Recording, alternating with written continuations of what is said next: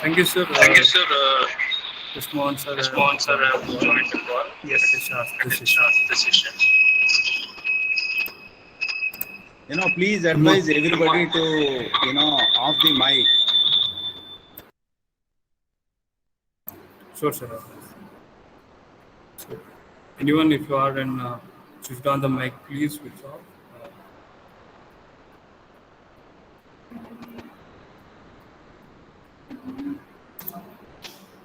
Thank you. So let us start the session. Good morning, one and all. Today we have Today we have a session a session on stress management. We have a eminent speaker, Professor V. Krishnamohan Garu. He is a very renowned faculty from a Department of Commerce and Management Studies. He completed his MBA, MCOM, PhD from Andhra University, and a fellow member from IIM Ahmedabad. He has a total experience of 30 years in teaching, research, and administrative roles. He served as a registrar of Dr. B.R. Ambedkar University for more than 6 years, and he is also registrar of Andhra University, and presently he is on a special duty. Thank you very much, sir, for joining us today. Over to you, sir.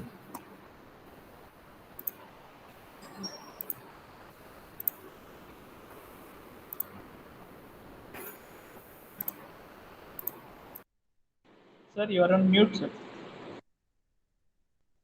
Yeah, good morning, all of you. Thank you for nice introduction.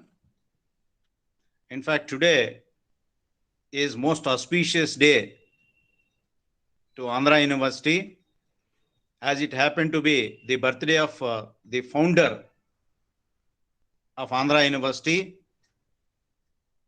Sri C.R. Reddy Garu,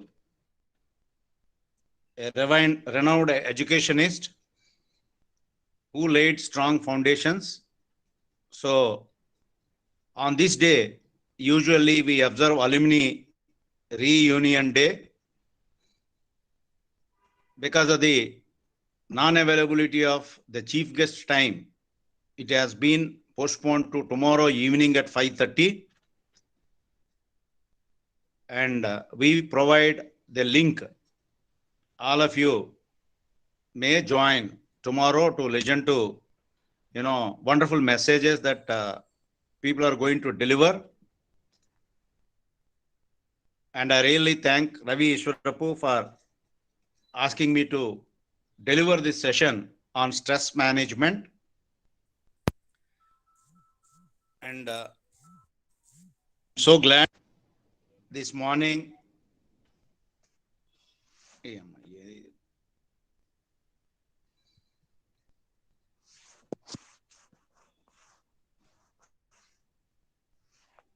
Do not disturb the better. లేకపోతే ఫోన్లు వస్తూనే ఉంటాయి.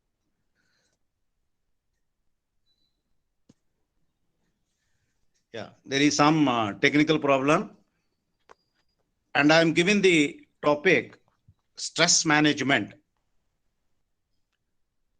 which is a very common topic to everyone, and especially why the stress management is needed in an entrepreneurship development program meant for would-be entrepreneurs or people who are planning to make a career in entrepreneurship. Is the reason why they need to know how to manage stress. If at all, stress is inevitable to entrepreneurs. You need to understand, first of all, what is stress, what causes stress, what is consequence of stress. As everybody interprets stress is negative aspect, but I am going to explain to you stress to an extent is also positive. What are the benefits of stress when you undergo? How people can make up their goals with the stress, how they can live with the stress, how they can overcome the adverse effects of stress is going to be the focus of today's session. And I'm going to share PPT. Before that, let me explain to you why you are all going to undergo the stress. And stress may be common to a student, to an unemployed graduate, to an employed person, to a businessman, to a bureaucrat, you name, even to a mother also. When stress is common, if you are a student, if you are unemployed, as a participant in this FDP program, first of all, you need to know one simple question. Are you stressed? Then second question is, what stresses you out? How do you currently handle your stress? Think a while. I repeat, are you stressed? What stresses you out? How do you currently handle stress? You think in 1 or 2 minutes, try to put it on paper, be ready for a discussion after I end my session. I give 2 minutes, if not break, time for jotting down your points on 2 questions. Are you stressed? If you say yes, what stresses you out? How do you currently handle stress? These 2 questions you write on a piece of paper and try to write a draft sentences as answers to these questions, which you are going to compare once I complete my session. I am going to share PPTs meanwhile, right? All of you take 2 minutes time and write down on a piece of paper. What stresses you out? How do you currently handle stress? I am taking it granted that every person will undergo stress. The depth of stress, the dimension of stress, the cause of stress may be different. But invariably, stress is common to all human beings. You take 2 minutes time and write down.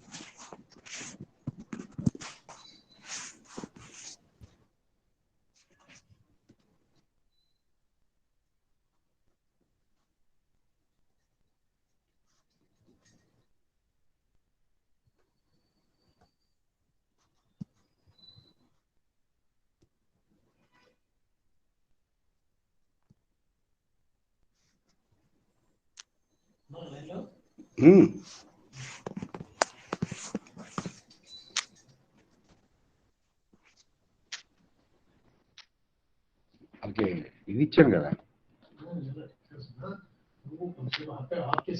లేదు ఆపలేదు I am online.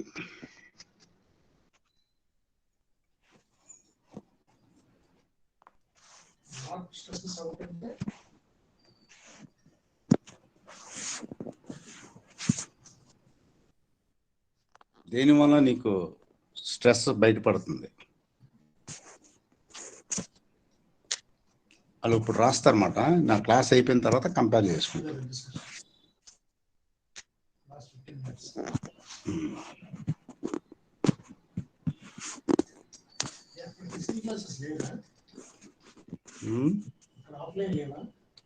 Offline లేదు. FTP.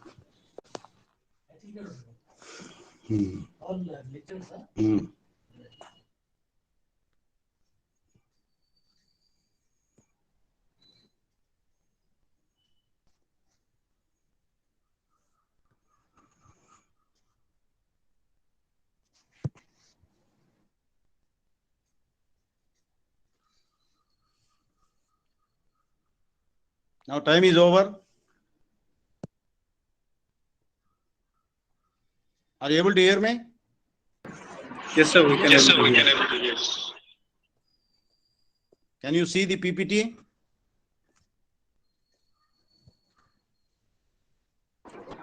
Yes, sir. Your screen is visible. Yeah, visible, na? Yes, sir. Yeah. Those two questions, have you taken and written answers?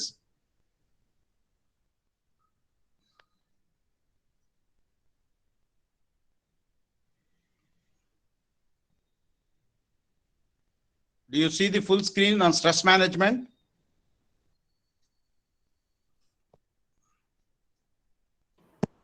Yes, sir. Yes. Okay.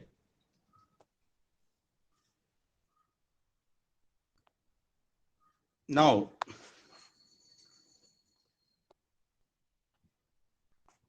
can you read out?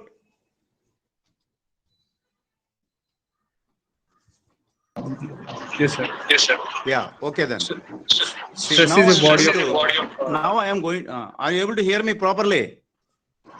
Yes, sir.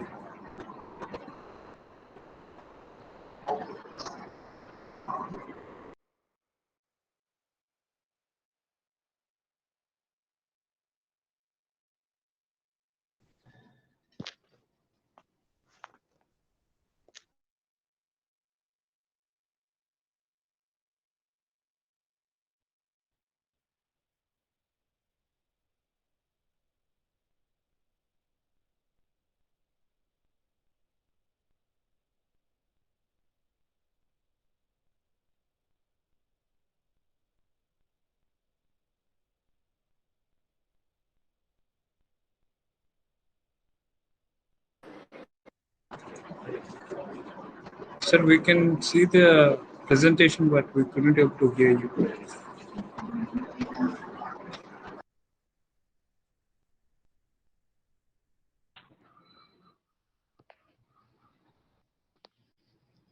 Hello.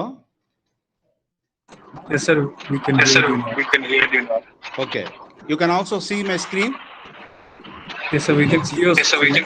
But there is no presentation. Which PPT are you seeing? We can't see the presentation. Okay. I'll share them.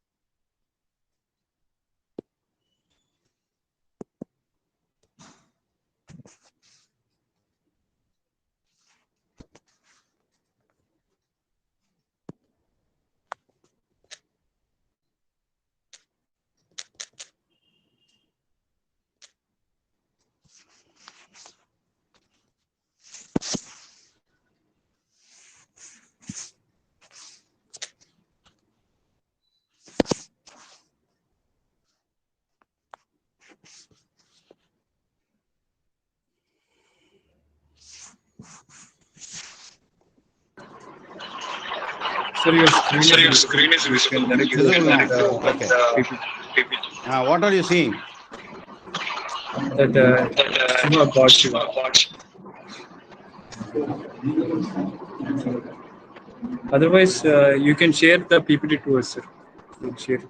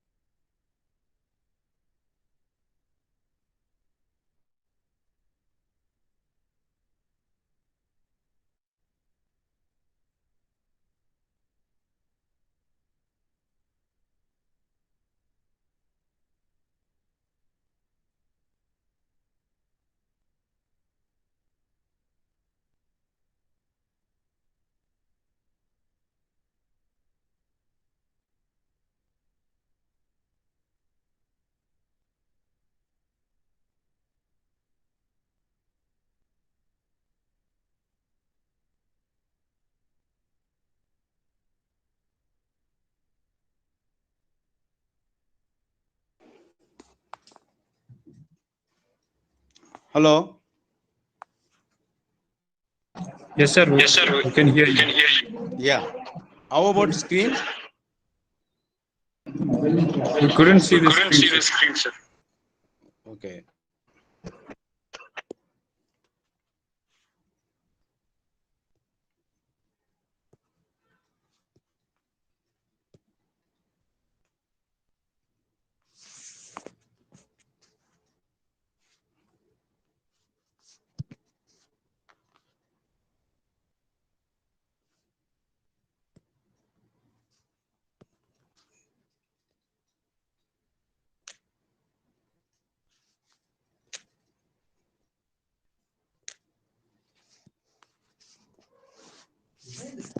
Yes, sir. We can Yes, see sir. We the can see presentation. the presentation.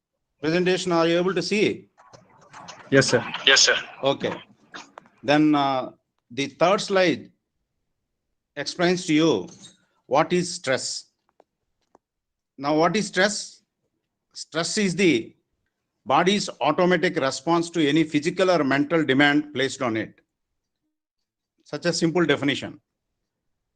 Physical or mental demand which is placed on you. See, adrenaline is a chemical naturally produced in our body as a response to stress. This is the chemical produced in your brain, which causes fight or flight response is elicited. Right?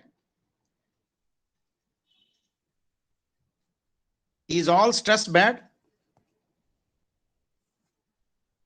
Moderate levels of stress may actually improve performance and efficiency. Without stress, people cannot perform, cannot function efficiently. It is the outcome of a research. Too little stress may result in boredom. You become routine in your activity and daily life. Similarly, too much stress may cause an unproductive anxiety level.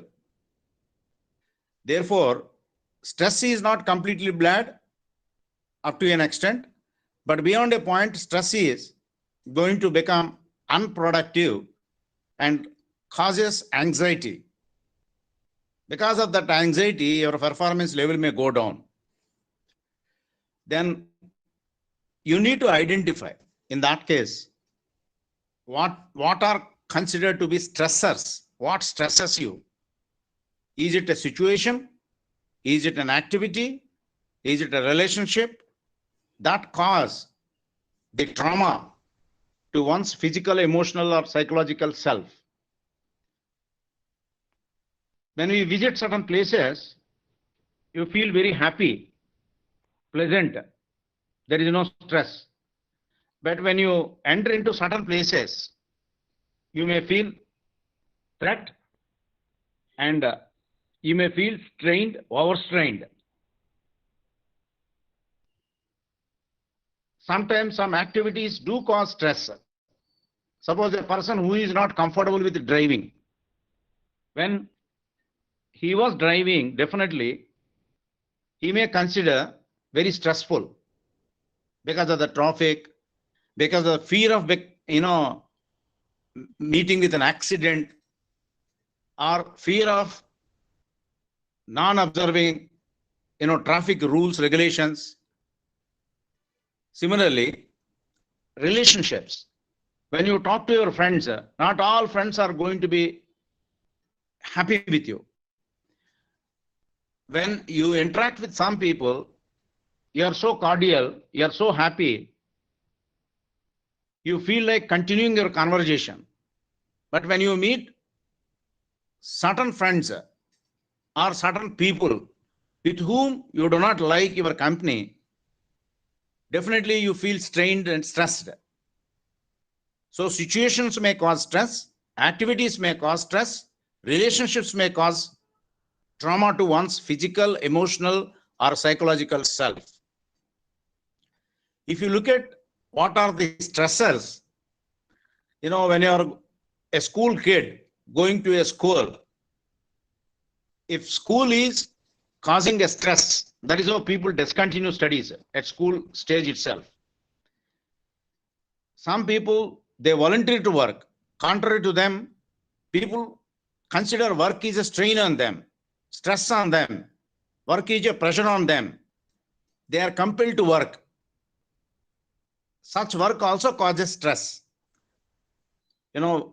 Work environment is not congenial. It causes a stress. The work is repetitive. It may cause fatigue, boredom. Eventually, it leads to stress. The family, normally family considered to be stress busters. But sometimes if family relationships are not good, it also causes stress. And similarly, legal aspects. If somebody filed a police case because of some misunderstanding or rude behavior, first time you are going to a police station, it causes stress. You are so much worried about, the social, recognition. So legal aspects, going to a court, people may consider as a stress. Similarly, financial problems. If you are not having good finances to lead a decent life, less money is available to your standard of life, then you may feel stressful. When you take your salary first week, you are so happy because so much money is available. When it comes to fourth week, probably with little money, you will be worried how you are going to meet your expenses till next salary is going to get. Similarly, health and illness. If your health is not in a good condition, it may cause stress. That stress may cause further deterioration in your health. Similarly, if you are ill, that illness may also cause stress. You do not know when you are going to come out of this illness. Because of this illness, what will happen to your career, your prospects, your life, your family? It further causes stress. Similarly, the environment in which you are living may also cause stress. When I say environment, what is the surroundings in which you are living? Heat conditions, dusty conditions. This is physical environment. But when you are among people with whom you have pleasant relationship. You are not strained to, stay. When you go to a temple, normally the environment of temple makes you feel pleasant. When you go to a prison, definitely the environment is going to make you stressful.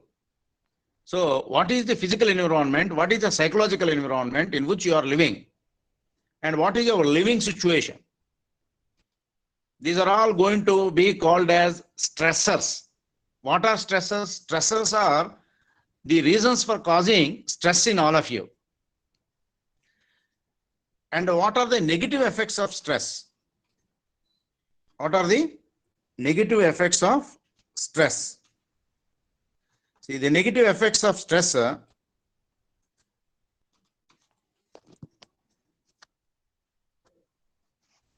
can be considered as physical and emotional, as I said earlier. If there is a negative effect of stress, physically, there may be weight gain. Strangely, in some cases, there may be weight loss. There may be weight loss in some cases. And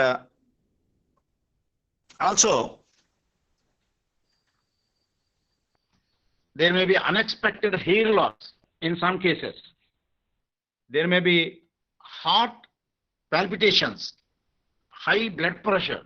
These are all physical, which can be seen because of the stress. Normally, when you are undergoing a stress, if you go for blood pressure check, definitely it will be high. Your heartbeat is high, above your normal rate.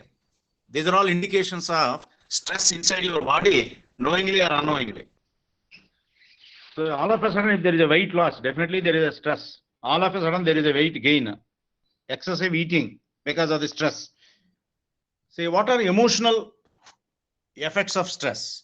Emotional effects of stress, there may be quick changes in your mood, known as mood swings. You will be laughing, and you will be crying. You will become angry. All these are indications of stress.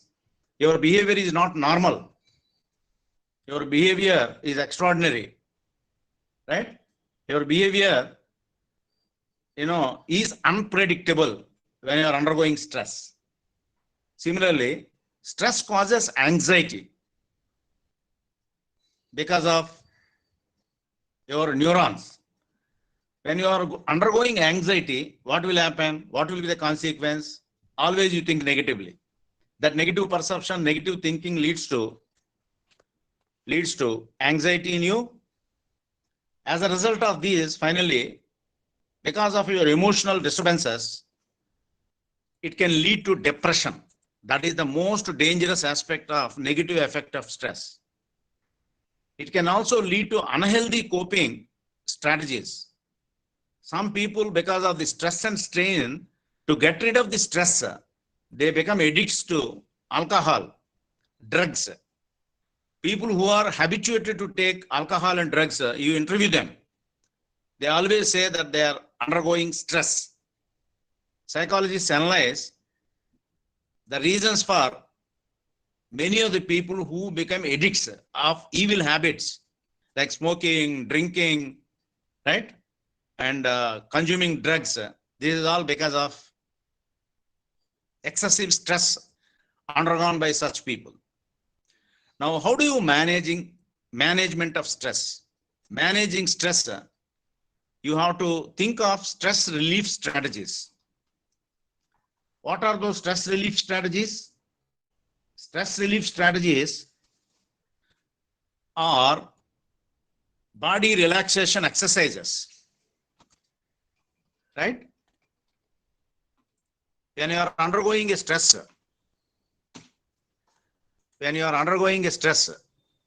you have to think of body relaxation exercises like walking, skipping, any type of, sporting activity that makes your physical fitness by resorting to breathing techniques, by doing yoga or workout routine, right?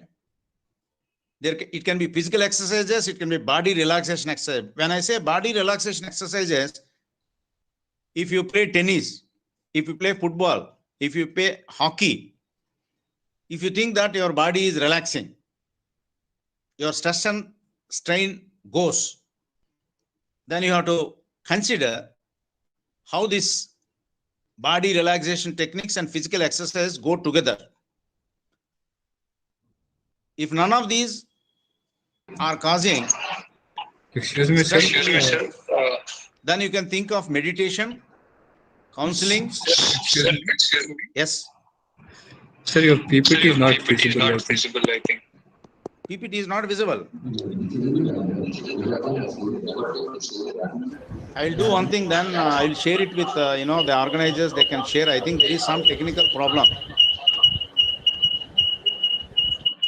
Sure, sir. Please share.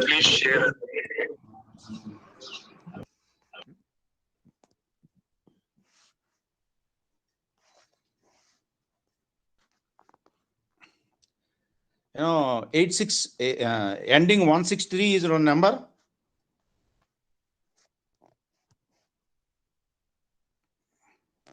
Hello. Yes, sir. You can please send it to this. Yeah. What is your number? 163 ending is yours. Yes, sir.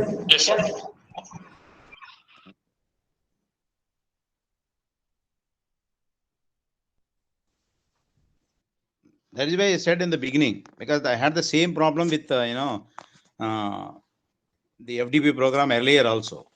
You please share this.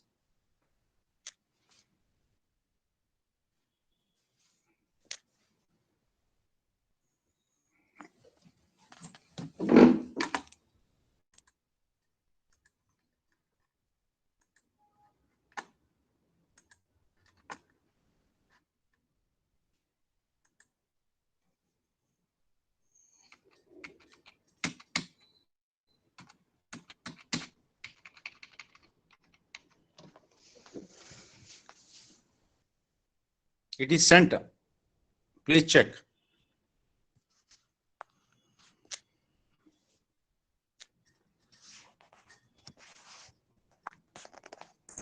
Yes, sir. We got it.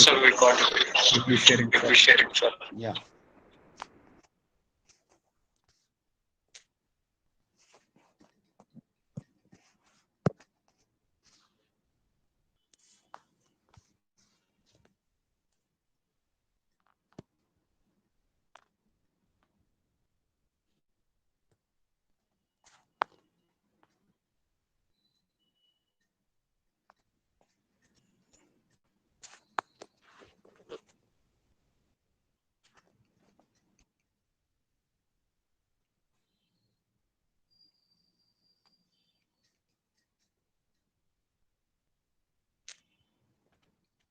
Yeah.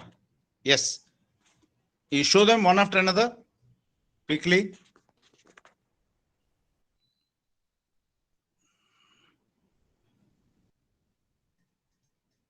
Yeah, we are there.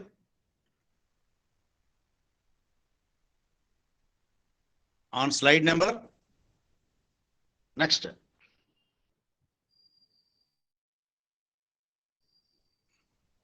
I said identifying stressors are the situations, activities, and relationships that cause the trauma to one's physical, emotional, or psychological self. And we have discussed identifying stressors, situations, activities, and relationships that cause trauma to one's physical, emotional, or psychological self. And we have also identified the stressors. And we explained negative effects of stress, both physical and psychological or emotional. And we are there in the slide managing stress. Probably you can take this to a full extent. Enlarge the slide. So I was explaining the physical effects of stress, weight gain or loss, unexpected hair loss, heart problems, right? And I also explained to you the negative effects of stress, physical and emotional. High blood pressure, emotional or mood swings, anxiety, which can lead to depression. It can also cause unhealthy coping strategies like addicting oneself to alcohol consumption, drug addiction, or cigarette smoking, or some evil habits, right? Because of these stressors. Next is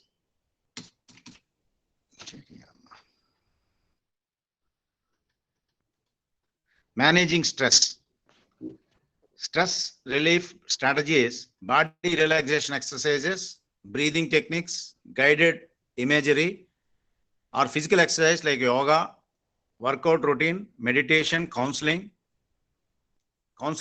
in the form of a talk therapy or a life coaching. What are the helpful tips that one can think of in managing stress? They are changing perceptions and expectations. Then break jobs. If your job is giving you stress, then take a break, do some short-term course, regenerate, come back and join. The given task, if it is causing a lot of stress to you because of a huge work, which cannot be completed within the stipulated or budgeted time, then your task into a manageable parts. You have to set reasonable or realistic goals instead of high goals. Although you are given the advice that think big, that big thinking should not lead to overstrain and stress on your body and your thinking, and avoid procrastination. You may change the slide, please.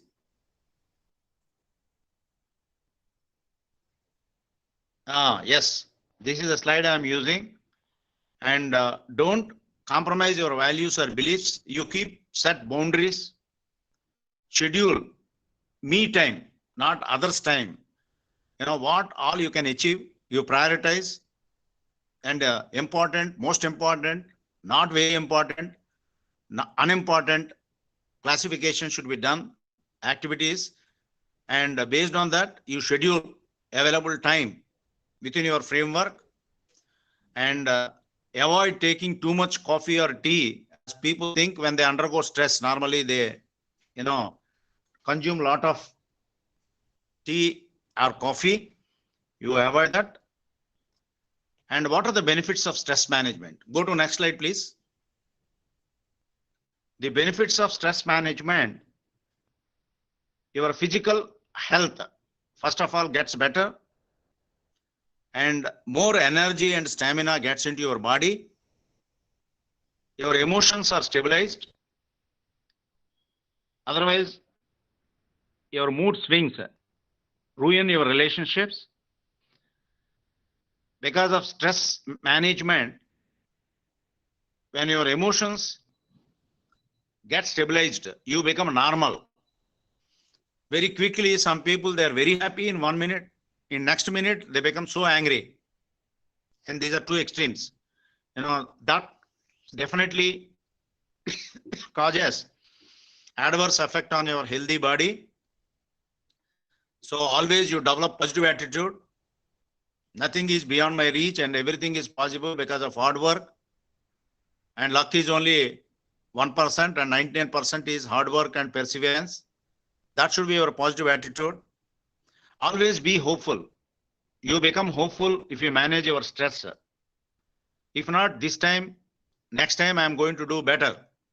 That should be your attitude. You learn from failures. You learn from experience. That makes you grow stronger. Then ability to focus on your own activities which are prioritized is going to get improved. See, what is this ability to focus? Many a times we are going to touch upon peripherals, not the major problem that you need to solve. So if you know all of your energies, all of your resources can be focused on one particular aspect. Suppose you want to take entrepreneurship as a career. What all needs to be done to an entrepreneurship? Somebody may say networking is going to help you. Definitely it is going to be helpful, but mere networking is never going to make you successful. Apart from networking, This call is now being recorded. There are other things that are to be taken into consideration, and ability to focus is need of the hour. This is the focused approach. If you know what is your core competency, how such core competency can be made useful in nurturing your entrepreneurship career, in which area of your entrepreneurship you are comfortable. Entrepreneur need to be, effective in all functional areas. Suppose you are good only in marketing, you are not so good in finance. You have to take help of experts in finance, hire them, take their guidance, and ability to focus. When you improve, your success rate is going to increase. You need to learn and achieve. And when you are managing your stress, you are able to learn whether it is a failure or a success, and you are going to fine tune your path, your journey to reach towards achieving the career objectives. One need to manage the stress and strain. Why I am so particular about ability to learn and achieve? When you plan to make a startup of your own as an entrepreneur, you have n number of activities to be coordinated and to be taken into consideration. You may need to go for licensing authorities, talk to them, and also mobilize resources like finance, human resource, right? And also the technology. When you are spending time on these multifarious activities, normally these multifarious activities may cause, improved confidence that I can excel in my startup, and you never repent on choosing entrepreneurship as a career if you are positive minded. Suppose if you are fed up with bureaucratic systems, when you meet government officials, you're fed up. Let me leave this. I am not the right person to excel in entrepreneurship as my career, and I cannot create this startup. In the incubation stage, you are going to discard. If you are undergoing stress, if you manage stress, if you have the ability to manage people, manage situation, manage those negative feelings in you, definitely you are going to achieve whatever you wanted to achieve toward the end. So next is relaxation. I need to tell you, everybody knows. Everybody knew what is relaxation. But scientifically, why this relaxation is required?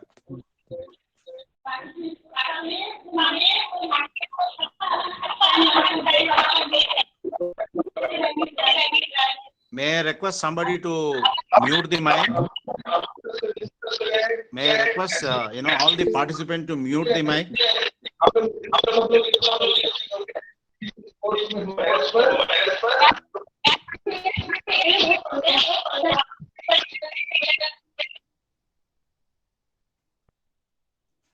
Okay. So where we are, relax. Relaxation is going to cause, overcoming whatever stress that you have. If you feel you are undergoing stress, immediately, there may be some changes which are occurring without your knowledge. Normally research in medical field indicate that the brain fires electrical waves at 14 or more cycles a second. These are beta waves. They are great for getting tasks done, but not for learning new things. They are for undertaking routine activities. Taking a few minutes to relax deeply. Sometimes that is how dynamic meditation at work. When you are working, by sitting posture, You can, meditate, take long breath exercises. Taking a few minutes to relax deeply, it slows down your brain waves. These slower waves in your brain are considered to be alpha waves.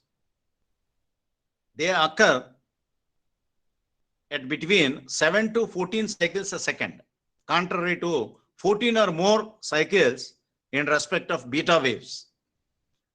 When these alpha waves, they occur between 7 to 14 cycles a second, several medical studies show alpha waves improve learning. When these cycles are reduced, you are going to improve your learning. Next, please.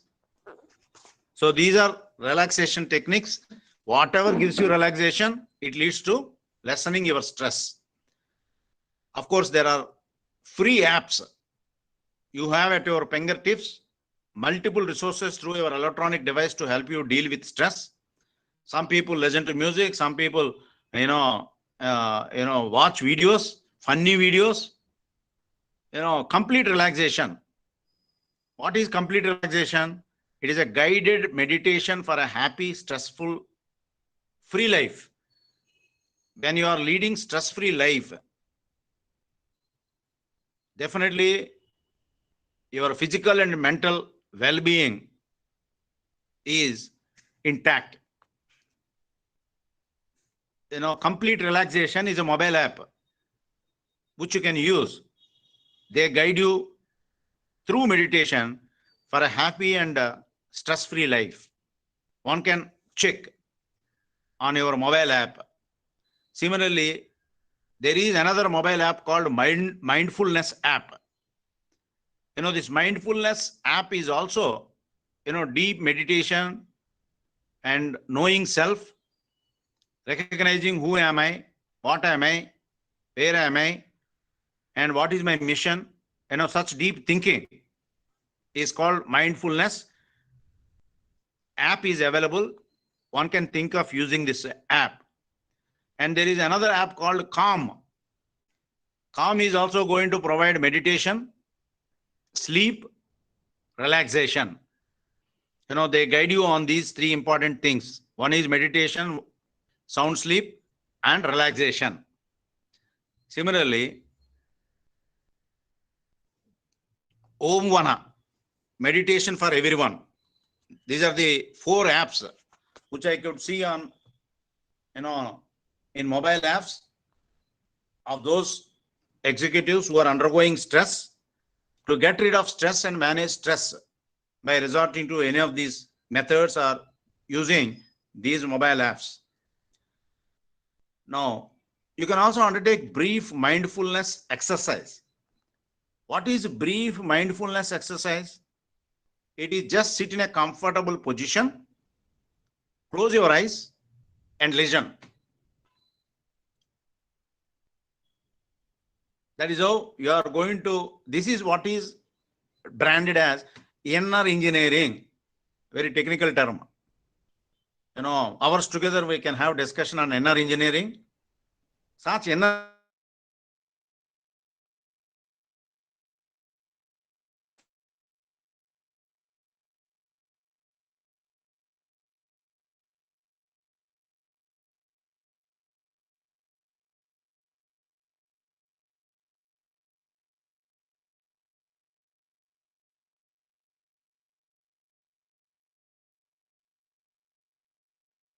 if you are sitting in office, you can just imagine as if you are there in a deep forest, dense forest, surrounded by trees and animals, not cruel.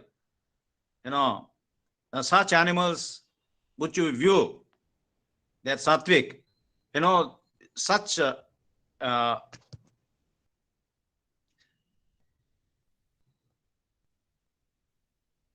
such imagination makes you comfortable. And right now you can also close your eyes and listen. Altogether a different learning occurs. The attention of your eyes, when they are closed and focused, on particular learning. That is how your memory improves. Registration takes place in your mind. So mindful or mindful, preoccupied with so many things which are not ideal, which are not good, which need not be remembered. Be mindful what I need to register in my mind. What is important, what is unimportant. Sometimes we are mindful of our learning, our behavior. When our mind is full, preoccupied, our learning is least. So what is the key word for stress-free life? Next slide, please. Key word is, you need to know how we can balance all of our situations, all of our activities, all of our time, all of our relationships, all of our work pressure, and how do we enjoy work? Some people always they enjoy work. And if you think work is a burden, we have understood there are two categories of people. Theory X, theory Y. Theory X always consider work is a compulsion, work is a pressure on them. Unless there is a supervision, they don't work. Whereas theory Y, work is like a play. Work is done voluntarily, without supervision, without pressure, without punishment, even without reward. But X category people always they look for either punishment or reward when they work. Be in the Y category when if you are an employee. That is how you are going to create healthy environment around you. No work is overburdened. Your work is considered to be a joyful activity. Work is divine, work is duty. I am there to work. Today or tomorrow, this work belongs to me. I have to complete. The work should not be considered as a burden on me. Work is an opportunity for me to learn. That positive attitude makes you to feel that I am there. I am drawing salary to perform this work. Therefore, at any cost, I have to complete this task and go. Some people, they always consider if 5 o'clock is there and immediately they stop work in the middle and go. They may not have satisfaction of job life. Why? They have not completed. Even after they're going, they may think, I have not done completely the work. Tomorrow I'll do it. Instead of that, if you complete by till 5:30 and go, that gives immense satisfaction in you. That is how job satisfaction is within you if you are an employee. Similarly, every entrepreneur need to achieve bit by bit success. It is not only inventing something new. That is how great innovators are not successful entrepreneurs. All those successful entrepreneurs need not be great innovators. These are two conflicting, debatable, subjective statements. But people agree, if you have certain qualities of risk-taking ability, converting negative atmosphere into positive, the ability to foresee things, this is what is known as business acumen. When you have that acumen, definitely, you are all going to enjoy. What is the real reason for entrepreneurship? You do not want to work under anybody's control. You want to be self-reliant. You want to be independent. You want to create employment opportunities for others. Therefore, leader in you enables you to take business risk. Doing business is always subject to risk, market risk, financial risk. Even contrary to family members' advice, why do you want to take the risk of doing business? Business doing is not so easy. There are so many obstacles, so many difficulties, so many, problems involved in it. How do you balance your personal life with business life? Balance of life, work life is also important to be free from stress and strain. But normally, if stress beyond a point, little amount of stress is all right. Because when you are put under stress only, things happen. If there is no stress, if everything is joyful, at the end, you become only a funny person, not serious about your career. You become serious only when you work under pressure. This is the benefit of stress also. But beyond a point of stress, stress causes negative aspect. Stress is going to cause frustration that you have achieved nothing. Your relationships are not good. Your mood swing is possible. These are all negative aspects of stress. These are the reasons why, you need to have a balanced life. And what is your capacity, which varies from individual to individual. People should think that, what are my knowledge level, what are my competencies, what are my skill sets, how do I make use of my core competency in choosing right career path, and what are the obstacles that are going to come up. Many students, they are not aware what is career goal, what is career objective, what is ambition of life, and how I am going to, recognize my self-worthiness. What is self-value assessment? What is my self-esteem? How do I make use of my self-worth, self-worthiness towards accomplishment of tasks in my life? All these aspects are to be taken into consideration. And there are 3 C's normally which we advise to become successful either in career as an entrepreneur or as an employee or as a student. What are those 3 C's? First one is competency.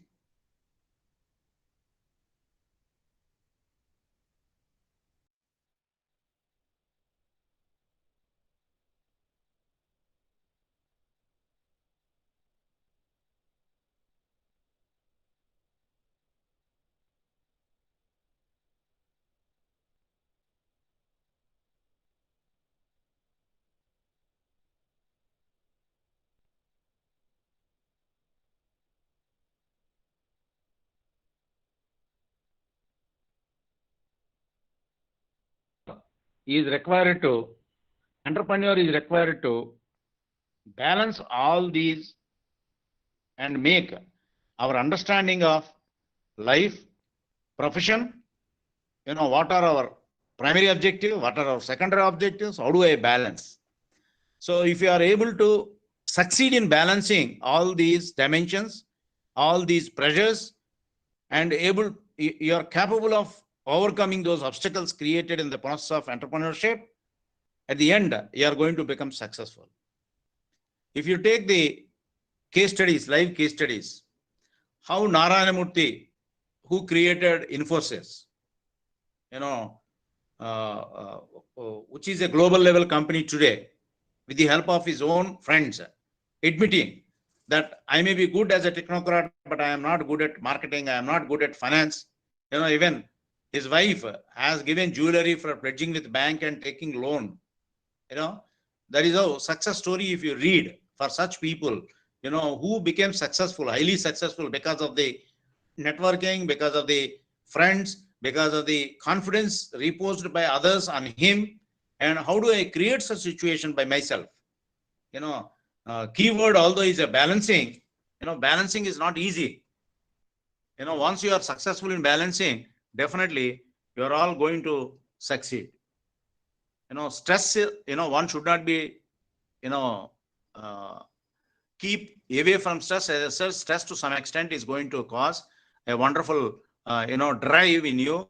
Your motivation, your energy depends on how much stress you are undergoing, how much you are managing stress. All that stress is not bad, but stress beyond a point, when you consider this is my upper limit, beyond I cannot, tolerate stress, then you have to stop at that level, which varies from individual to individual. Therefore, all of you need to know how a balanced stress, a balanced personality will make them, individuals to become comfortable in performing any assigned task as an employee or the entrepreneurship as a career. But entrepreneur initially definitely undergoes stress and strain because of the obstacles that you are going to crop up. But how I am able to manage them, how I am going to overcome them is going to be important considerations, right? Any questions, welcome, because we are left with only, 15-20 minutes to reach 11. And I invite any questions, interaction.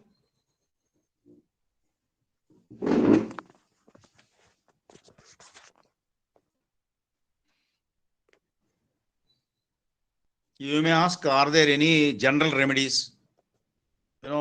Remedies are never, universal. All such remedies, because every stress is person bound.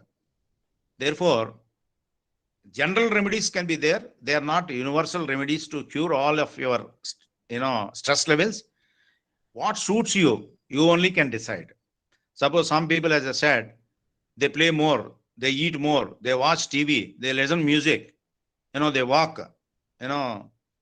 For some people, unless the body energy goes like, they climb mountains, they may go for sea surfing, adventurous sports, make them free from stress. For some people, elderly people, they go around temples, right, based on religion, whether it is a temple or a church or a mosque, when they go there, they become quiet and calm, because that is the environment which gives them energy. Those who believe in God, that is how there is no universal, remedy to all which is suitable. It changes from person to person. What gives you, opportunity to manage stress and overcome stress obstacles, varies. You have to check, verify what is your pleasant environment, may not be pleasant environment to me. And I like playing, some people always, they overcome stress by playing with, pet animals. That is how, cat is a stress buster, dog is a stress buster. If you are rearing dogs, for some people, they depend on cows. For some people, someone's typed, after seeing examination question paper, I have seen in my, 35 years of, service as a teacher, some students, they get fainted. Why? They prepared 10 questions, not even one question can be seen on question paper. They thought, if I prepare 10 questions, that is enough for passing examination. So unfortunately, the 10 questions prepared are not there in the question paper, because of the overstrain and stress, the people get fainted. I have seen. These are the things that are to be, you should not, overconfidence is also equally wrong. And less confidence is equally wrong. Confidence should be there. When confidence comes, if you prepare at least 80% of your syllabus, any question that comes, you can leave for 20%, even if you don't read, you score better marks. Normally, students, just before examination, they undergo stress and strain. They spend sleepless night. That is not good. Preparation should be done right from beginning, so that mind should be given, free time for relaxation. People read. When they go to examination, nothing can be recalled. There's another danger because of the threat, stress created on your mind. So you have to train your mind also in such a way that last minute preparation is not good, which you may forget.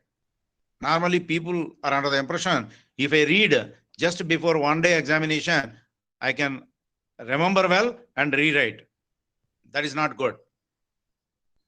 The 3 C's which I am explaining. Number 1, competency.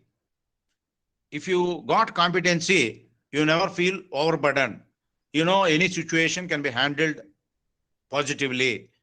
When you are capable of doing things because of your capacity building, you succeed in every endeavor. Even if there is a, unsuccessful event or a failure, you need to know how failure can make you as a lesson for, strong foundation to succeed next time when you make the same activity. That is how there is a proverb. All those failures are stepping stones to success. A wise man is going to learn out of failure. And a person who learns only from success stories will only develop ego. I don't say that success should be remembered as long as it gives you pleasant memory. You recall. When you are surrounded by failures, you recall those success stories. That keeps your morale high. This is the interplay of competencies. As long as you are competent, your confidence level. You need to develop confidence. I am competent, I can do this. And how you are going to build confidence. Competence is different, confidence is different. Those people who are having confidence in themselves, in their own energies, with the resource that they got, they never undergo stress. Because when confidence level is high, let what may come, I know how to handle. Let there be a risk, I know how to handle risk. Risk is inevitable in business. Risk is inevitable in career. Competition is abound all around. Therefore, what is your confidence level of doing things, achieving success? Competency, when coupled with confidence, you are going to become less strained. You are going to manage stress. Then the third important C to succeed in entrepreneurship is connectedness. This connectedness scope is so much varied. What is connectedness meaning? If you know how you connect to your work, to your learning, to your friends, to your family, to the society, your engagement on the job, your engagement on your career objectives, let what may come, you are going to maintain connectivity, connectedness. In entrepreneurship, this connectedness is very, very important. Connectedness is nothing but networking. All of you need to treat in this generation, networking is net worth. What is net worth? Your net worth, your intrinsic value is only your own friends, your own acquaintances who are ready to help you, who can make you comfortable, who can facilitate your growth. Your friends can be there, your family members can be there, your relatives can be there. That hand holding. If nobody else is there, I think Ravi Eshwarapi can share how he struggled in life, how he has come up, how he is comfortable today, how he has managed his own stress when he was working for a multinational company outside India. Such success stories of many entrepreneurs should be taken in your bag. If you recall, Kentucky Fried Chicken, the entrepreneur who started his entrepreneurship activity at the age of 67 years. 65 years he experimented but failed 17 times in different areas. But 18th time when he tried, he could succeed.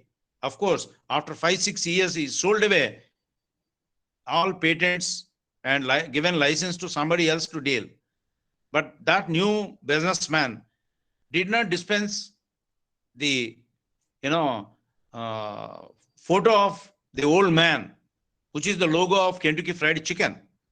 If you look at success story of Kentucky Fried Chicken, success story of Apple, you're all going to learn, right? Steve Jobs, how he has come up in life, how he has built such a big empire. Success stories of, Narayana Murthy, Infosys. Stress management is also possible by pleasant book reading. Suppose some people always they read books, good books. By reading good books, you are going to get away with stressful situation. Body stress is going to go down if you read. Suppose, I don't know how many of the participants read, I read completely Infosys Narayana Murthy wife Sudha Murthy. She wrote a book, Ammamma Cheppina Kadalu. In good olden days, why Ammamma's, grannies used to tell stories? By sharing those stories, children are educated. Children are given that confidence level, right? Let what may come, highly negative atmosphere, negative things happening, but how people could survive. If you look at India's freedom struggle, so many people sacrifice their life. And what is their life ambition? What are their self-actualization goals? What is their self-worth? What is their, self-esteem? People with self-esteem, they never let down themselves. Low esteem leads to many complications. So how do I maintain my esteem? My self-esteem is very, very important. If you know true meaning of self-worth and self-esteem and self-actualization, definitely people with these three traits, they are going to maintain their stress level, manage their stress, and will be very successful. So some people, that is the reason why every day they go for physical exercises. That is going to remove all toxins in your body to keep your body recharged, feel afresh, because healthy thought process, healthy thinking leads to healthy activities, healthy actions, healthy body, healthy mind, healthy soul. That synchronization is possible because of your physical or mental exercises. For some people, when they are undergoing stress, I have seen some of my friends going to a newspaper or going to a journal, solving puzzles. That is going to improve your intellectual ability, to keep your mind afresh and also mind intact. Mind sharpness is important. That is how every manager, every entrepreneur need to be sharp in decision making, whether they're routine decisions, moderately difficult decisions, or complex decisions. It all depends on their mind power, your IQ, and emotional intelligence. Not only IQ, EQ, emotional quotient intelligence. When you combine your physical body wellness with wellness of your mind, definitely your decisions are going to be good. And a sick body can never keep healthy mind. And healthy mind, when it is properly integrated with healthy body, your healthy thinking, healthy actions, and all around well-being and healthness. Health is important, right? And you cannot sacrifice health for the sake of any other thing. And health is wealth. What is that health? Health is not physical. Your physical health is dependent on your mental health. So as long as you keep your mental health good, stress-free, strain-free, you never feel frustrated in life. And if you feel work is drudgery, work is a burden, it causes frustration in your career, in your job. Your performance level further go down. When your performance level is not up to the mark, you are not recognized in your organization, you are not recognized in the society as a performer. Once you are non-performer, you are NPA, non-performing asset. Because if you think human resource is a key resource, human resource can make all the miracle in making things happen. It is all because of the human mind, human body, which can be integrated in performing tasks assigned within the budget, within the resources. That is what is important as an entrepreneur. Entrepreneurial talent is nothing but mobilization of all these resources and taking risk towards creating your own enterprise, to stand on your own, so that your self-esteem goal is attained. Let there be difficult situations, complex environment, still I know how to survive. That is the third C, which is called connectedness. How do I connect with my problems? How do I overcome problems? How do I connect with society? How do I connect to my work? How do I connect to my value system, ethics? Let what may come, there's a consequence. I am law abider, not, by, non-compliance to laws, it leads to stress and strain in your body. Because if you do not pay income tax, you may be under the constant threat. You may be caught in one year or other. And that is how, be a law abider, be a disciplined individual. If you are indisciplined, if you are compromising value system, it is the origin for creation of stress and strain. Therefore, you need to know how strict compliance to the laws, rules, regulations, procedures is going to make you stress-free. And there is no guiltiness. Therefore, you need not have to repent. So be disciplined, be law-abiding, and be punctual, and balance your life.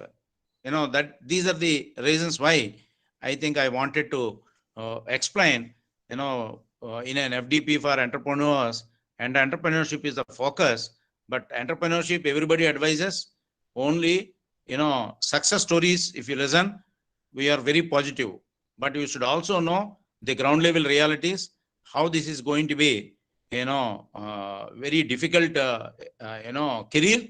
Entrepreneurship is a risk-taking ability, not only financially, emotionally, socially. There may be encouragement of family, there is a discouragement of family. There is encouragement of society, there is a discouragement of society. How am I going to balance them? How am I going to, improve my image in the public eyes? By balanced behavior, moderate behavior, right? My moods are not swinging. My moods are, uniform, irrespective of the situation. You need to, this is the art and science of managing moods of a people. In communication, normally we see, these are the barriers of communication, effective communication. One can overcome such barriers only when you know how to manage people at work. When there are different personalities with whom you are working as an entrepreneur, there are different government officials whom you are meeting. When you speak to a scientist with whom you are buying your patent, your language should be different. When you are talking to your own workmen, your communication should be different, your body language should be different. The way you manage things, makes you successful in entrepreneurship career. The way you manage with all that competence and confidence and connectedness makes you successful. These are 3 C's: competence, confidence, and connectedness. Always think at grassroots level, right? Always think at grassroots level. What are ground realities? You have to think twice before you take a decision. But once you have taken a decision, your decision should be firm. Unless you are convinced, unless there is a rationality, that is not emotional. Your decision making can never be emotional. It should be rational. It should be justifiable. You are answerable. Therefore, proceed right decision making.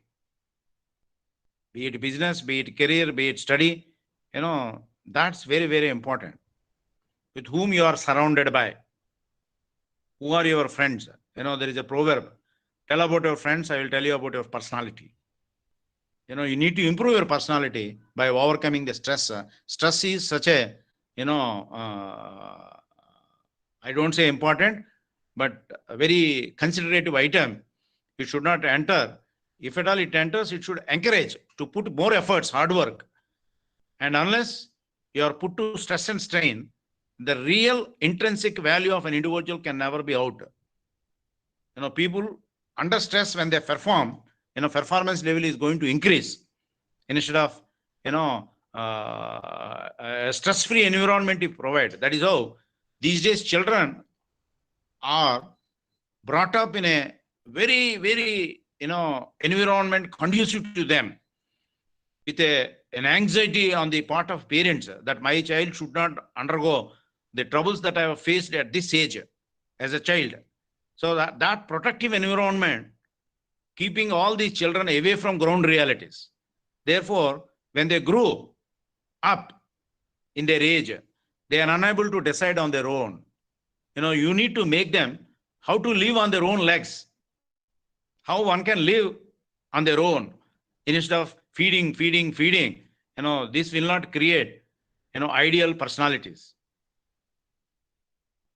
So don't feel any stress if your children are not protected. If children are not given a protective environment, as long as you protect, Once that protection is over, what will happen to the life of your children? If you want your children to grow on their own, you give them an opportunity right from childhood so that they experience little amount of stress right from their childhood, so that when they grow, they know how to handle bigger stressful situations of life, so that they never sink themselves, they never think negatively, their performance never go down. Whether you are there or not, your children will continue to grow in their ladder, in their career opportunities. No questions? Next slide, please. Because already it is 11 o'clock. Last slide. So, please don't hesitate to seek guidance from a counselor if you need. Normally, it is understood that if I go to a counselor, people may think I am mad. Huh? And I may be looked down if I seek psychological counselor guidance. Don't think that way. When you need guidance from a counselor, definitely keep aside your shy. You don't hesitate. Publicly you go. In America, to every 10 persons, there is a need for psychological counselor. So many counselors are available. Right from the childhood age, they use professional guidance. That is how they know how to take career of their choice in which they enjoy life. They are not forced circumstances make them to grow. Their volunteerness to grow, in which field they can excel. Psychological counseling is provided when they are in the age of, kid, small children, they are taken to counseling, and a counseling professional counselor is going to help you. If you go to a counselor with a problem, he is going to find out root cause is stress and strain that you have undergone without your knowledge. People may go to a doctor, say, I am undergoing BP, hypertension. What is the root cause of hypertension? Maybe your worriedness, you're too much worried about happenings, about non-happening. Both are equally dangerous. Therefore, BP is the origin for organ degeneration. Because of high BP, so many things, bodily changes, because of the body chemistry is going to change because of the chemical compounds produced by this hypertension in our body. As I said earlier, you need to know how I can manage situations. When you feel stressful, keep quiet yourself, meditate, take control of your mind. Definitely your body is going to cooperate. That should be your approach. Don't hesitate to seek guidance from a professional counselor in case if there is any need. That is my suggestion and conclusion. Next slide, please. Next slide, please. Next and the last slide. Thank you all for your attention. Still, any questions? Welcome. Sir, good afternoon, sir. I have one small question, sir. Okay. What is the term youth stress, sir? Sorry? EUSTRES. Youth stress means what, sir? I didn't get you clearly. Did I show it on slide? No, you didn't show it. It is also a type of stress, sir. I want to know the meaning of that. I think she's using two systems, sir. Okay.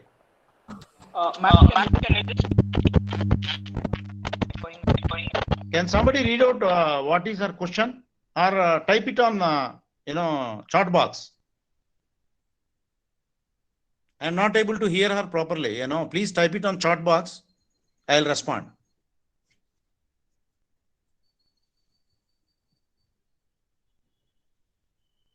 Sorry? Sir, I have written, sir. Yeah, where? In the message, huh?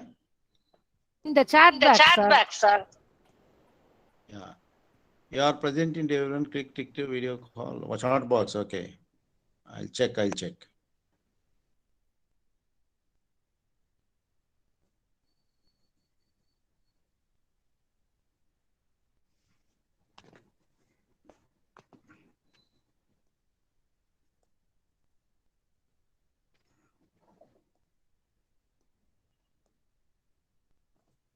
Sir, madam is asking.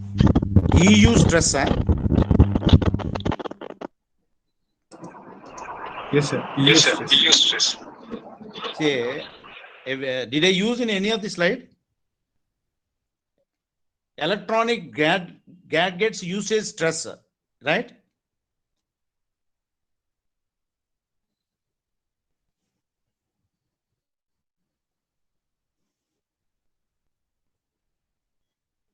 Electronic usage stress. Suppose, I tell you my own experience as a registrar here, right? I wanted all my employees to be ready with MS Office learning. When I gave this, nobody wanted. Everybody started coming. Sir, there are few youngsters who are already, very, very well versed with MS Office. But these days, can you imagine a clerk, a junior assistant and a senior assistant without knowing MS Office? Can they be, employees of a university, which is a academic institution, where our model of office management is converted into e-office, right? So how will I cope up with the usage of various electronic gadgets and computer software? If people reluctant to learn what I told them,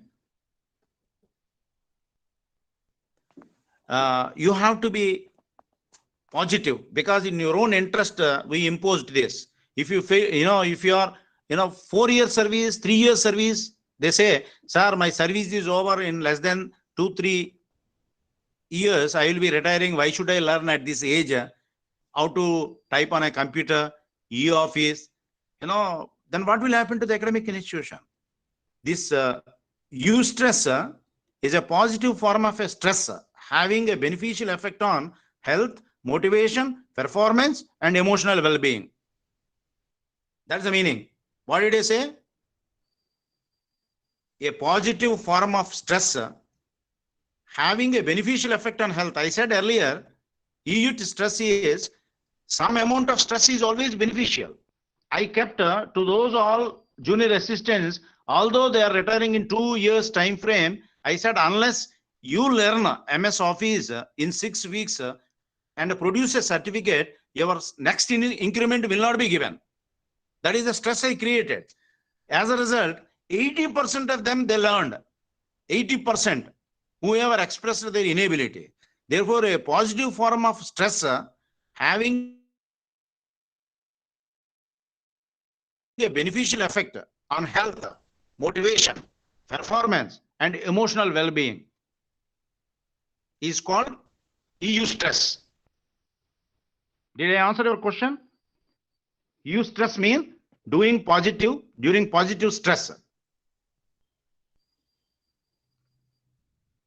I said in your body, in your mind, especially in your brain, endorphins. You know the meaning of endorphin? Somewhere in the slide I have shown. ENDORPHINS. Feel good chemicals. When your mind releases endorphin, you are joyful, your mood is good, your well-being is good, emotional well-being. If certain amount of endorphins are produced in our mind, in your brain, not mind, brain. Brain produces different types of chemical reactions based on situation in which you are living. So this EU stress is a positive form of stress having a beneficial effect on health, motivation, performance, and emotional well-being. That's what I have used. Endorphins. Release of endorphins in your brain makes you your emotional well-being, your physical well-being, right? Good. This is a feel-good factor. A positive form of stress is feel-good factor because of endorphins produced in your brain power.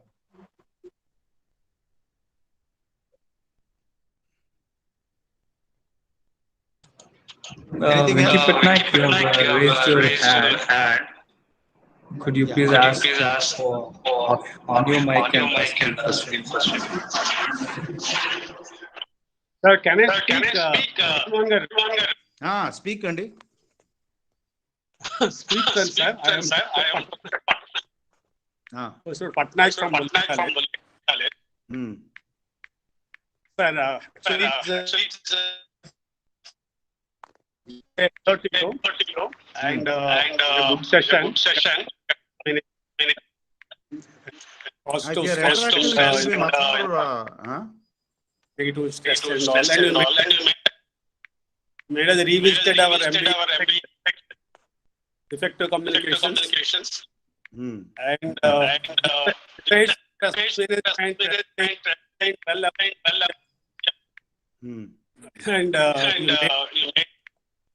you really realize work and stress is always required for a better productivity. And it's only to and nice year.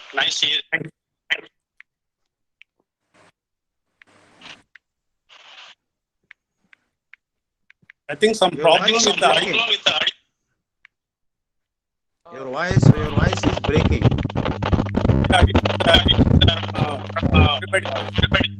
Okay, sir. Thing in the chat. I want to say hello to you. Bye, sir. Thank you.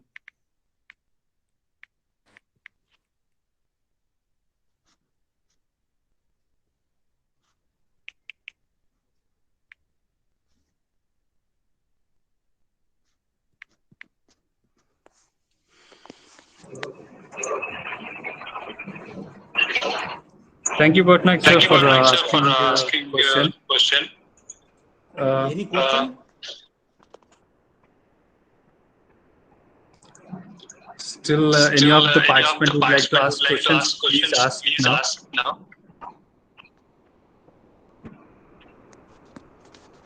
Now I will tell, further, if there is no question, that use stress, that is what is asked by Lalita, if I remember. I already typed the answer. And why this use stress is important. Suppose, just before marriage, the bride or bridegroom may have certain psychological worries, whether, he or she can be adjustable to a new partner or not. The first date probably is also, little amount of, anxiety. This is all good to get to know each other.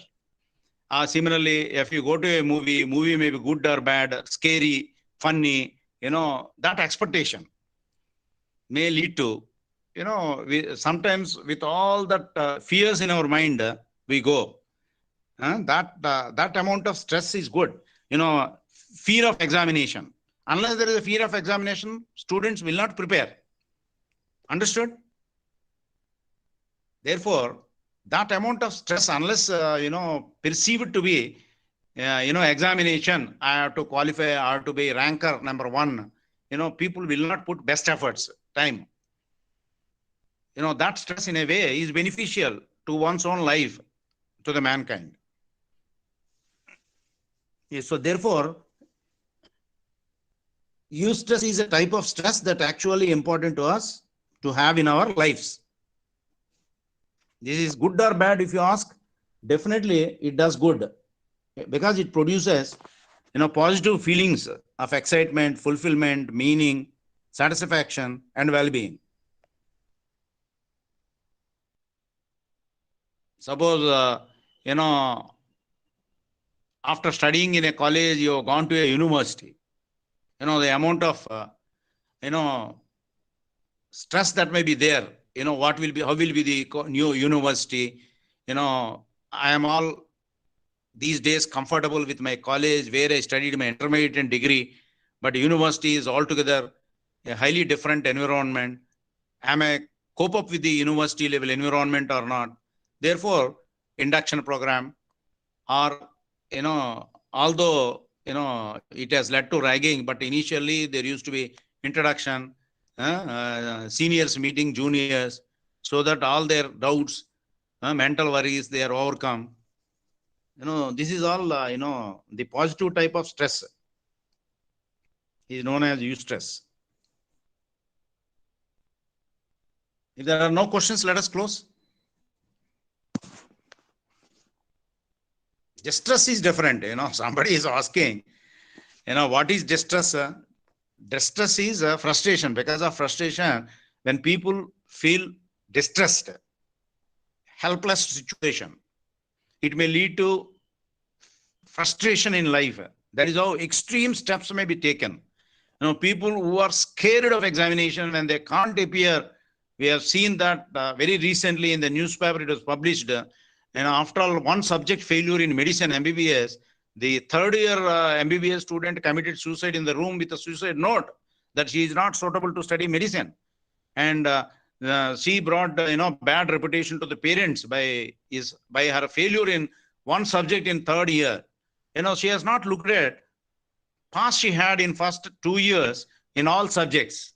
Because in third year, one subject failure, she has taken extreme step. This is how distress leads to destruction of personality.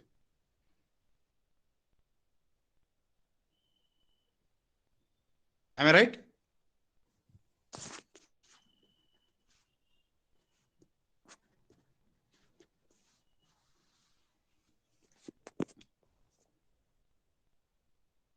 Anything else?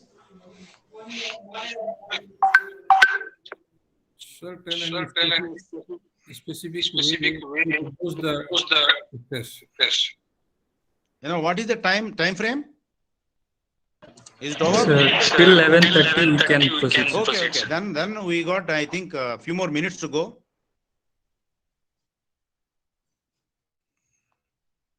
It is such a simple topic that anybody can raise hundreds of doubts.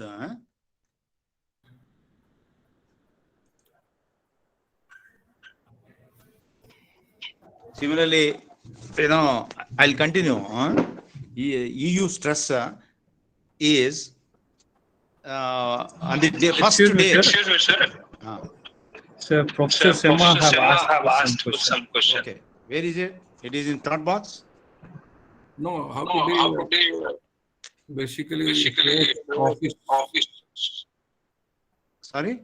While you are in and there is a lot of stress comes up. Okay. How to deal with that? And you are dealing already. First of all, that is how normally register job is not an easy job. In fact, I tell you, for anything that is happening on the campus, he is made responsible.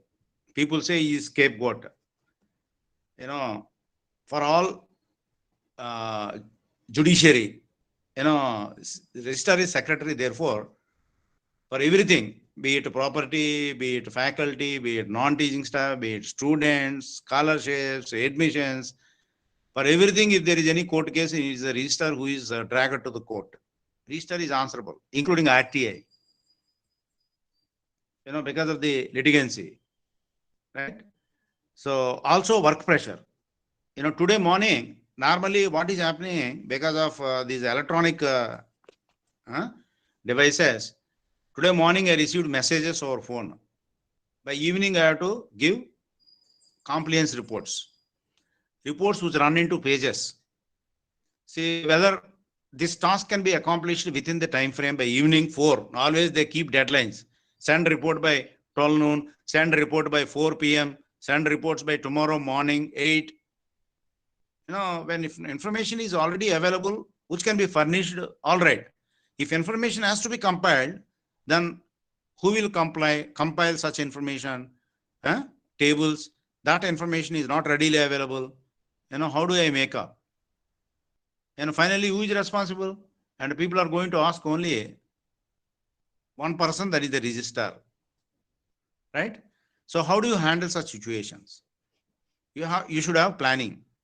Those universal principles of management given by Henry Foyle, right? 14 principles plus 5 important functions of management. How are you going to manage situations? You can manage situation by planning. You have to plan. Suppose if evening 4 p.m., what is the task to be done? How will I split this task? To whom I should entrust? How many people are required? Who are the right people to approach? How this work can be divided and combined by evening 3 p.m. That is my deadline. I consolidate, I validate, I dispatch by 4 p.m.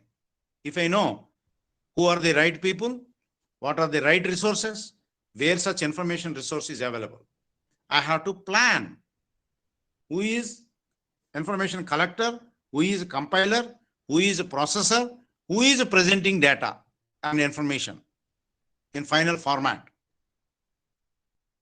And to one, I am going to leave it. Suppose if it is an academic information, there are 7 principles. If it is only information pertaining to law department, then there is law principal, law faculty, on whom I am going to rely upon. So if you divide work, entrust work, supervise work, definitely things are going to happen. You need to be a good human resource manager. Because after all, what is the true meaning of management? Managing people, managing resources, right? If you are a right, human resource manager, all other resources are managed by only human resource. Therefore, nothing is difficult beyond your scope. Suppose if by 4 p.m. you cannot do it, you need to maintain relationship with those. Say, sir, I need 1 more hour permission. Although you said at 4 p.m., I may be permitted to submit by 6 p.m. Right? If it is possible, definitely they will accept.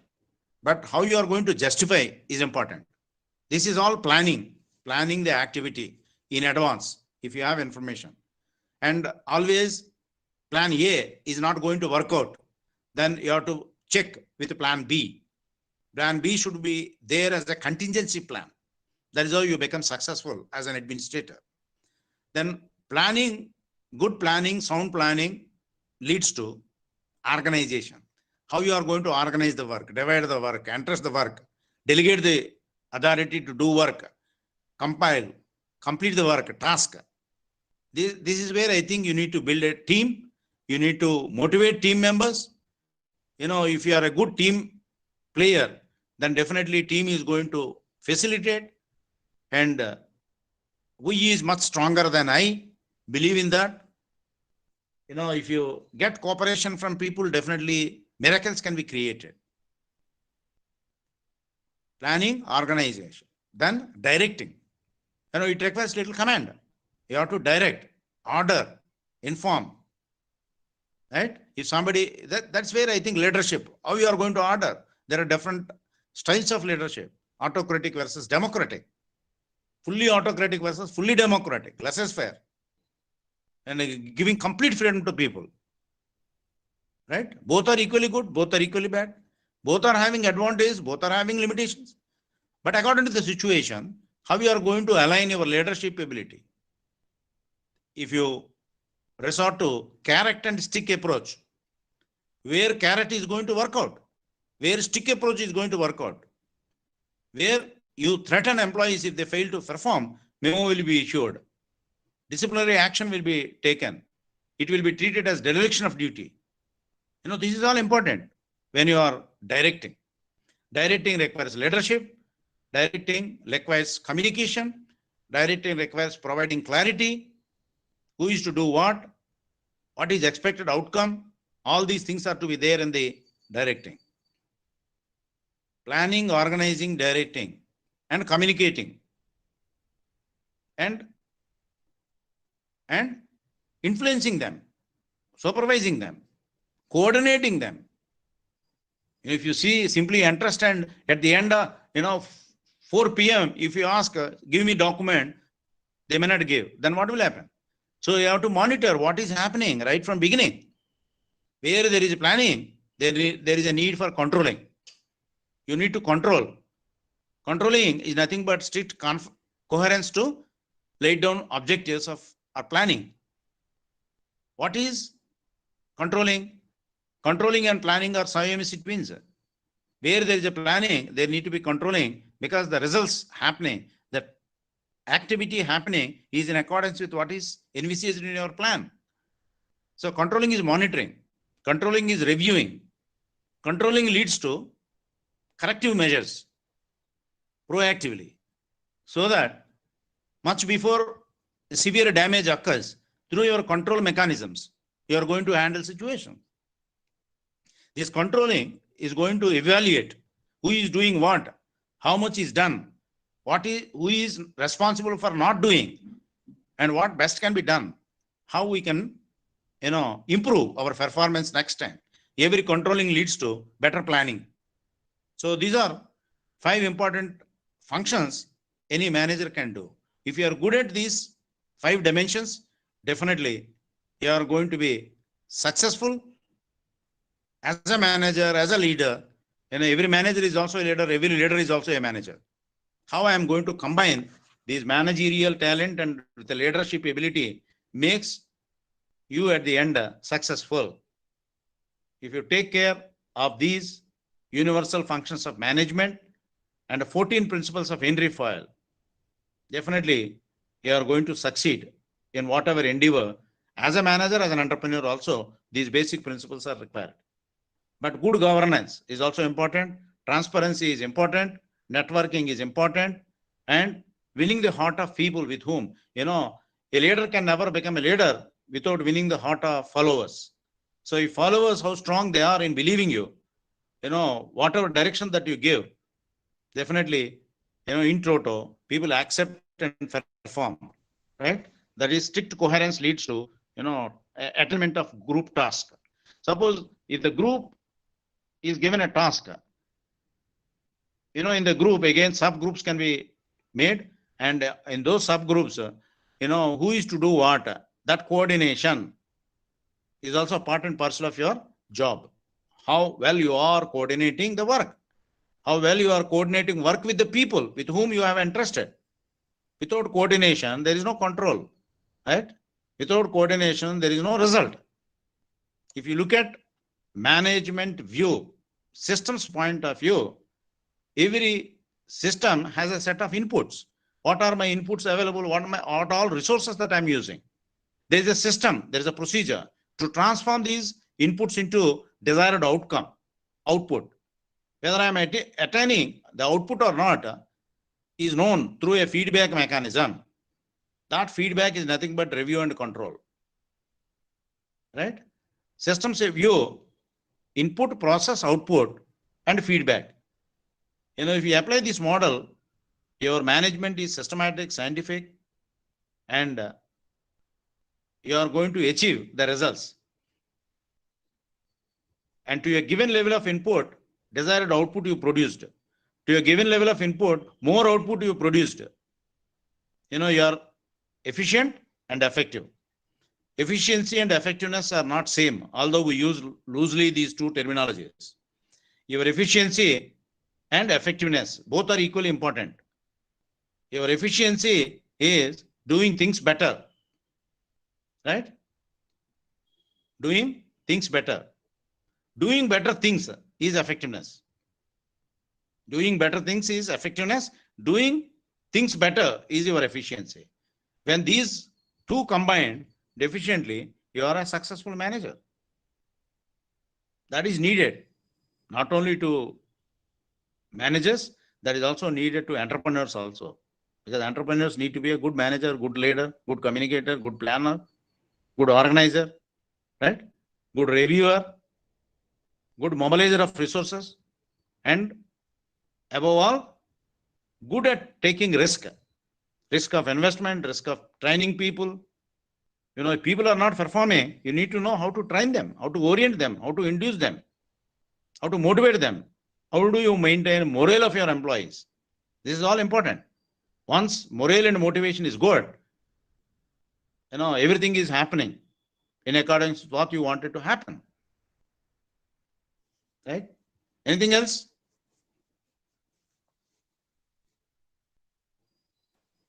Thanks.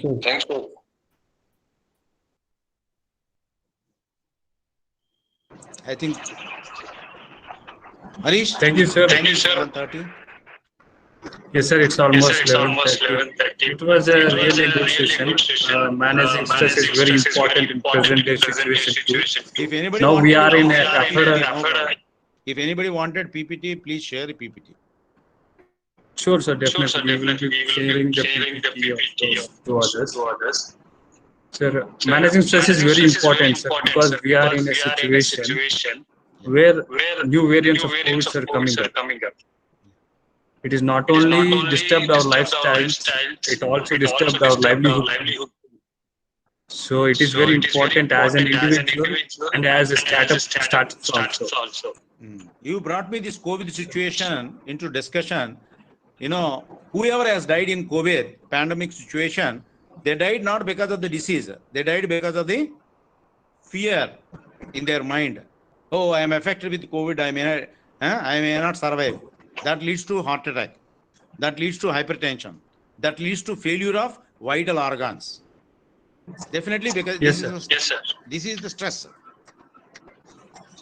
Right? Yes, sir. That's true. That's true. Thank you, sir. Thank you very much for bringing a lot of detail about the stress and how to manage the stress and let us knowing about the applications that can be helpful in reducing stresses. Okay. You see, Thank you very much, sir. That's a great my session. sincere advice to all the participants: never feel that you are strained, stressed. You know, you try to find out what stresses you, what are those stresses, how do I handle situations, how do I overcome those stresses, and how do I take guidance or help from others in removing my stress. In a stress-free life is the longevity of life. That is my conclusion. Stress-free life is going to provide longevity of life. So accordingly, you realign your lifestyle, right? Your life standards are going to up if you know how to manage your stress. Thank you all for the opportunity given. Special thanks to Ravi Eshwarapu. Yes.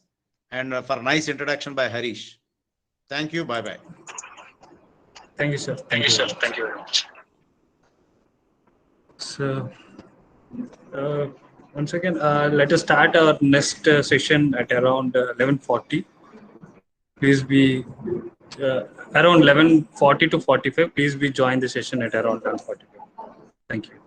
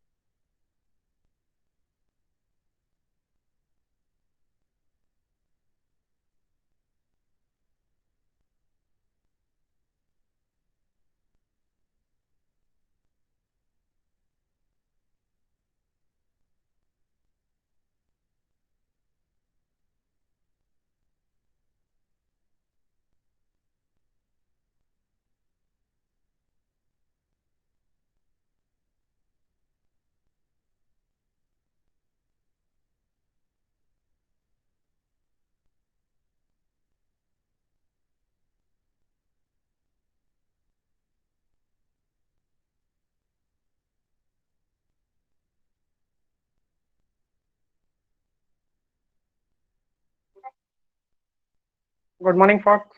Am I audible? Yes, Alok, we can hear you. Oh, great. Glad to see you, Peter. Yeah, nice to see you, Alok.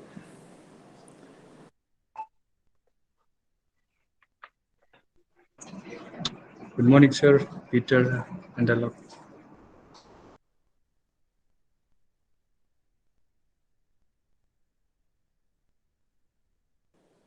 Good morning, Andy. Good morning, Harish.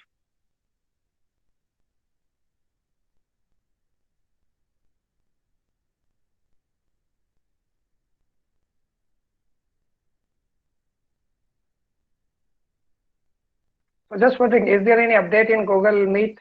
Like, do we need to keep our mic on or we have to press it off? And then, whenever we want to talk, we have to switch it on. How is the tech right now? Does it reduce the background noises? It sounds good right now, but probably when you're not speaking, it's better to turn off. Okay. So hopefully someday they will come up with some add-on where they will automatically reduce the background noises. That would be nice. The tech is there. I don't know why they are not integrating it.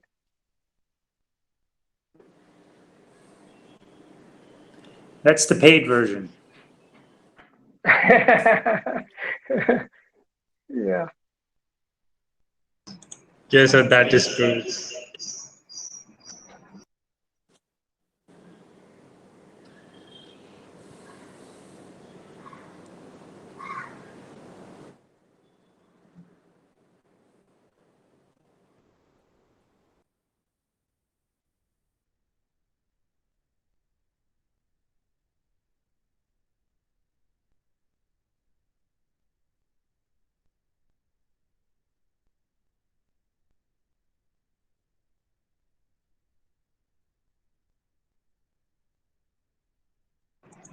Sir, let's wait for 5 minutes. Let others join, then we can start.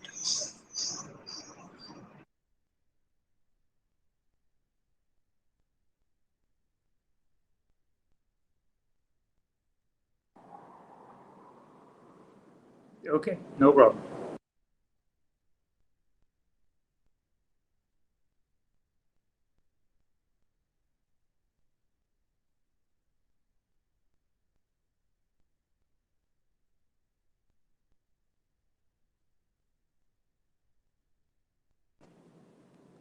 Looking for Ravi. Ravi, are you there? Yes, sir. Morning, Peter. Okay. Good morning. Ujjwal, are you there? You're trying to connect to Ujjwal.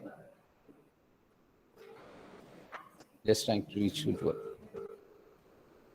Yeah. Ujjwal, can you join this thing? Okay.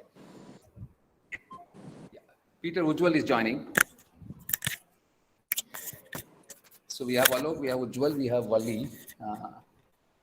And we're just waiting for Varun.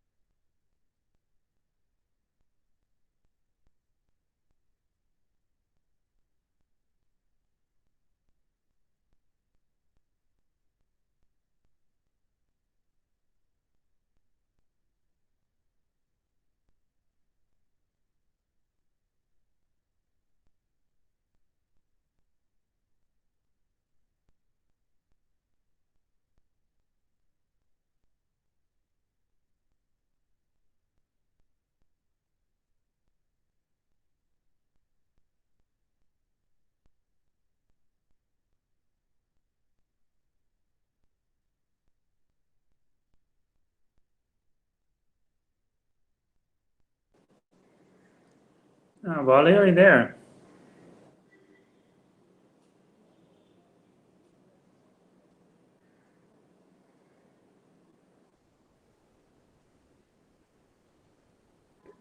Yes, sir, I'm here. Okay, I can't see you.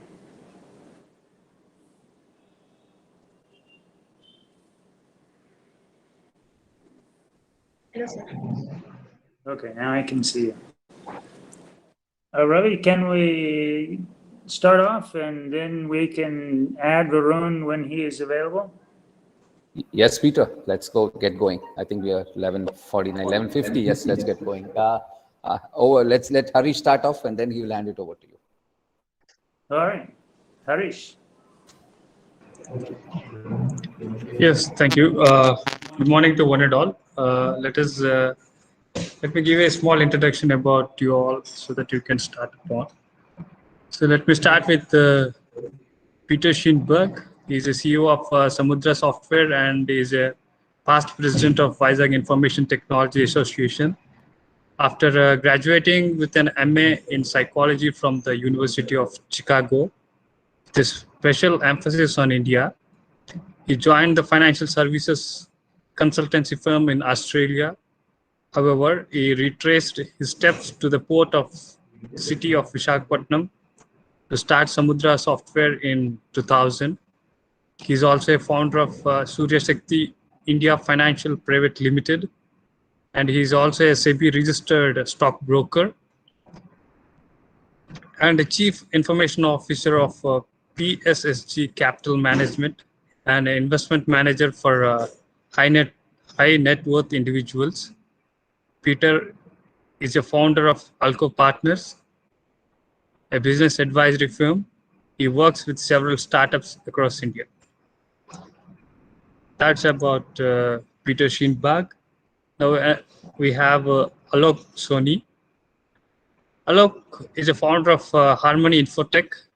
Harmony Infotech is a digital asset management company providing web and allied services since 2007. Till date, they have completed more than 1,100 projects on freelance.com with an average rating of 4.8 out of 5 and 700 gigs on fever.com. He's an active member of local startup community known as Vizag Startups. He have also mentored many startups in Vizag. Another, we have Varun Satyam. Varun has been one of the early adopter of crypto in India. He was a co-founder of Almora, a new age crypto investment bank. Presently, he is managing partner at J1OM Ventures, through which he is empowering visionaries of the decentralized world. His expertise lies in strategy, product, and user experience. And next, we have Ujjwal. Ujjwal has completed his Bachelor of Engineering from Andhra University. He is a co-founder and the present CEO of Interview Buddy, which is a video interviewing platform offering mock interviews with industry experts to EdTech companies, educational institutions, and individual users. And next we have Wali. She has completed PharmD. Presently, she is studying MBA in Andhra University, and she wants to start her own business. That's it. Over to you, Peter. Thank you, Harish.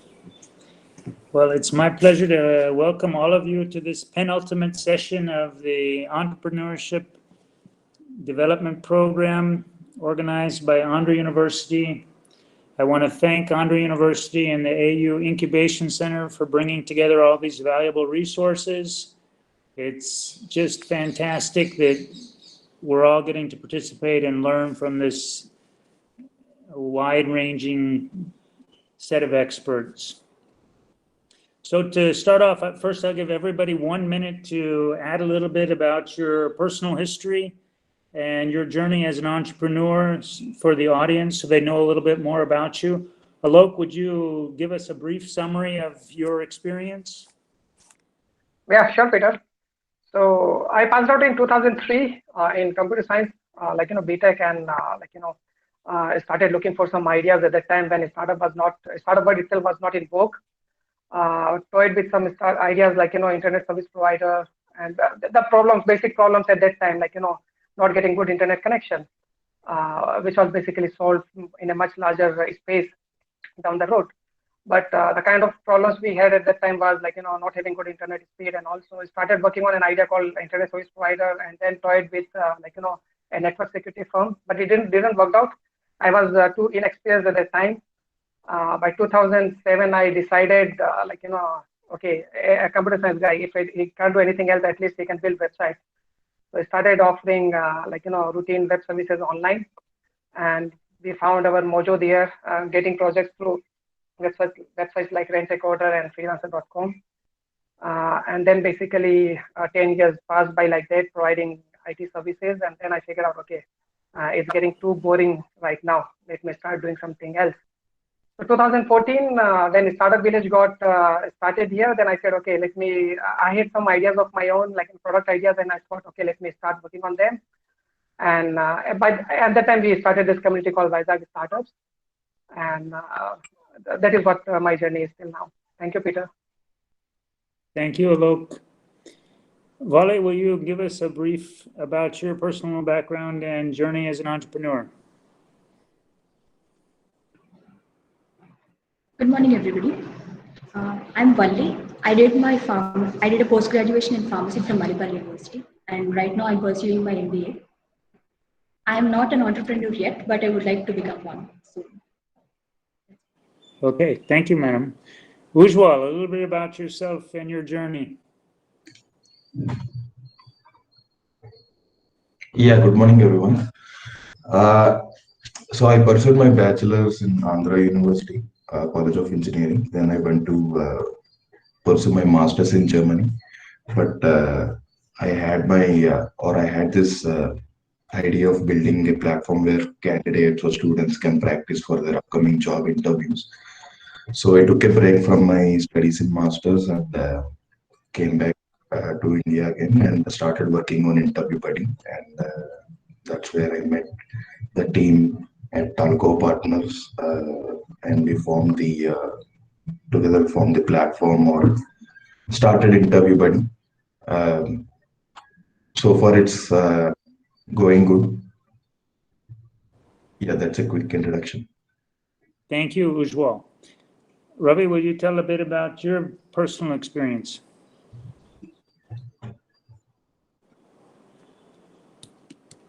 Oh, sorry, I was on mute. Okay.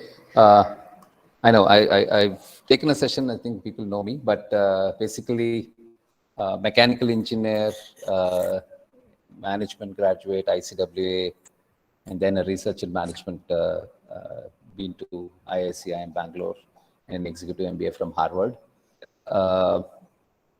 Worked in manufacturing across multiple heavy engineering and automobile engineering stuff, and then got into IT in the year 2000, joining as a management consulting in the management consulting arm as a business process engineering consultant with Satyam.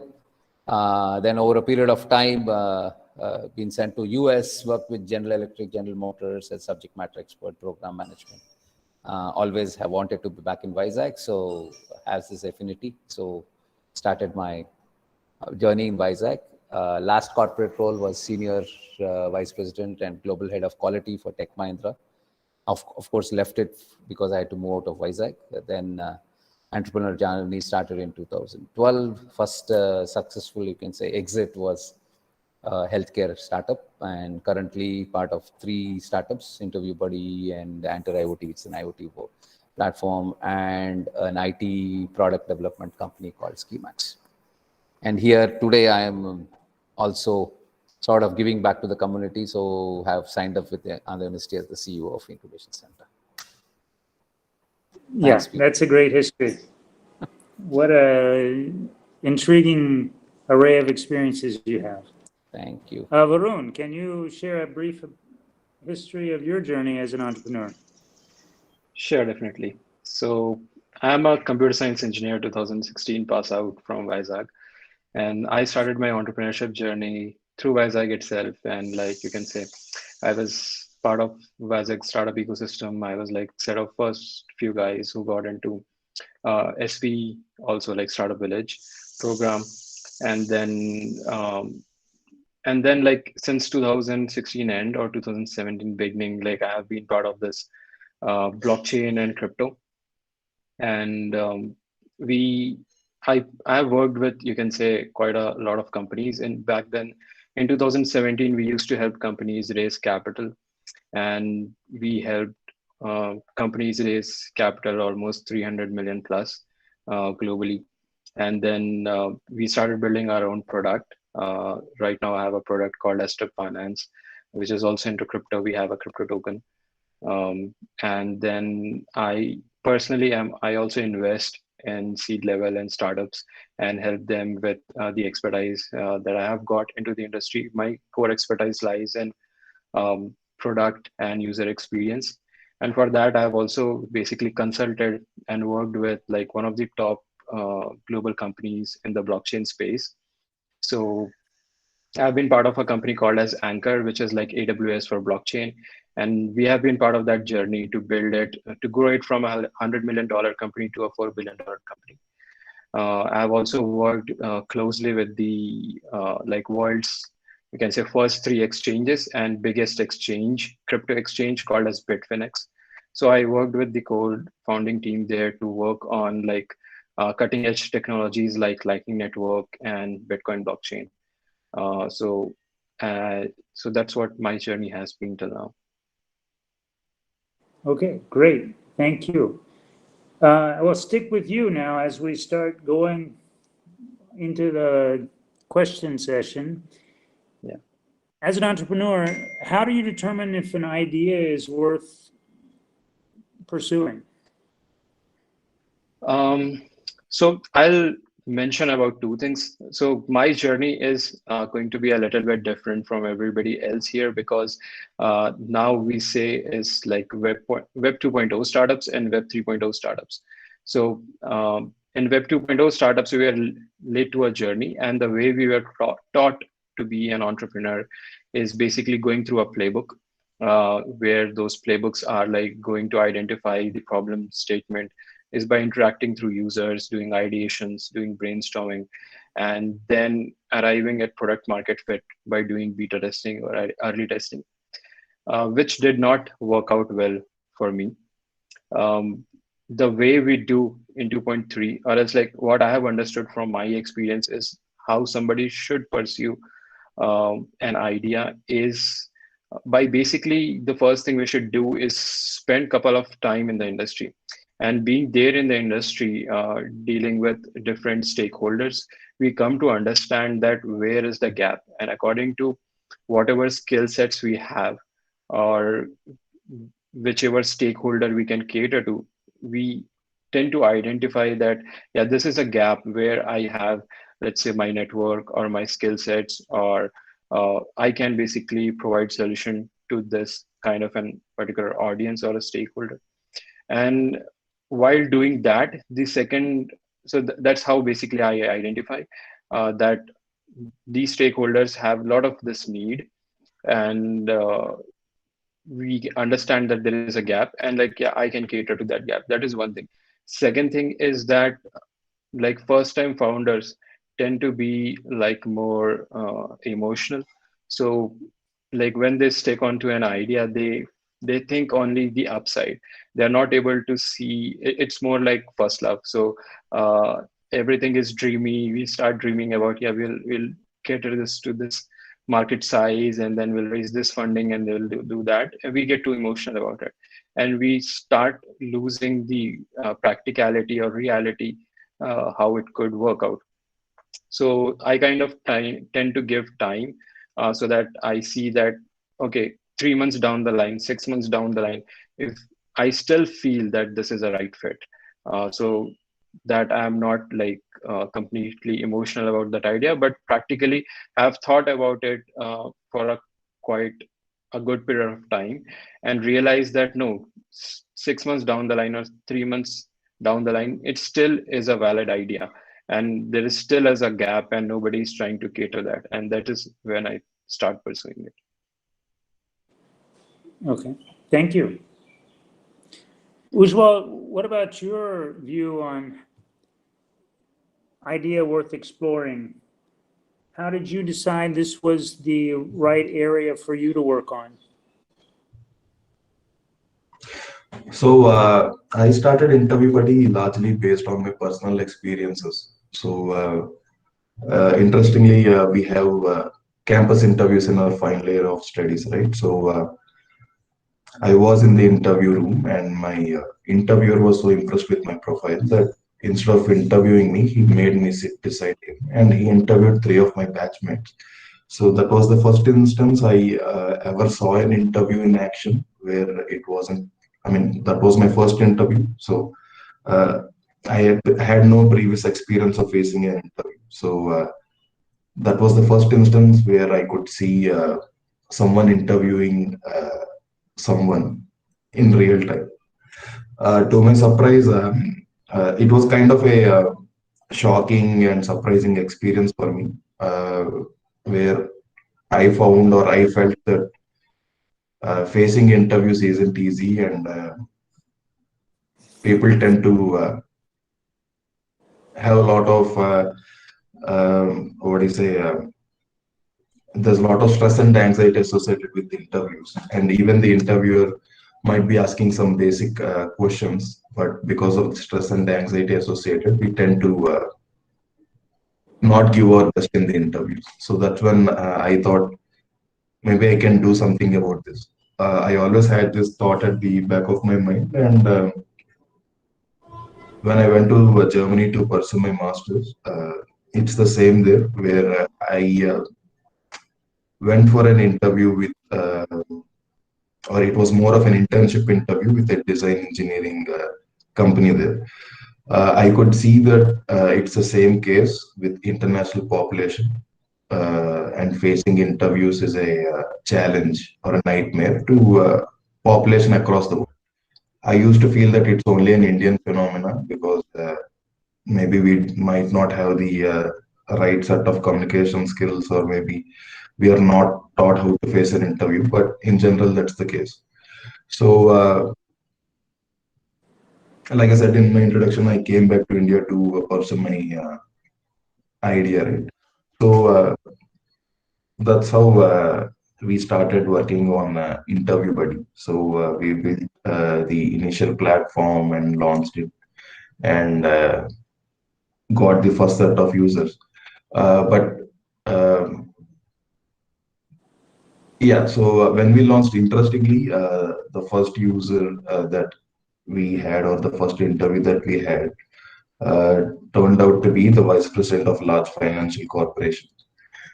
But when we started out, we always, I mean, we had the idea, or our vision was only college students or fresh graduates would be using the platform. But when we launched, we had more and more job changers coming and using the platform.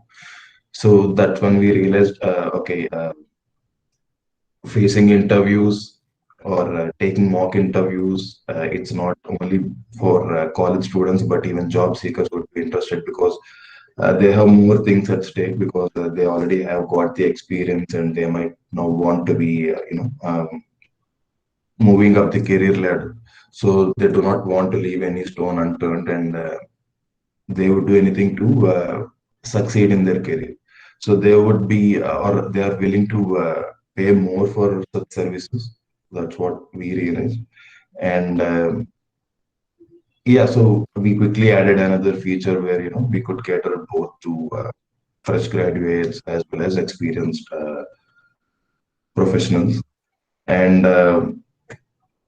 so today we cater to candidates all the way from entry level to executive level, and we cater to interviews across a wide range of domains and industries. So people think that if something is online, or if it's an online thing, it's largely related to coding or programming. But With Interview Buddy, that's not the case, where we cater to multiple industries, for example, banking, finance, insurance, healthcare, core engineering, IT, and all the other specialized domains as well.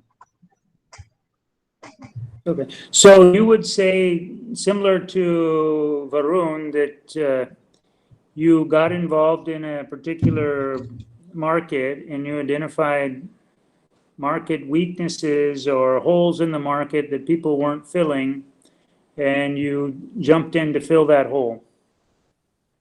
Yeah, I would say that, yes. Okay, thank you. Alok, did you have any different experience, or this is also the way you look at identifying opportunities?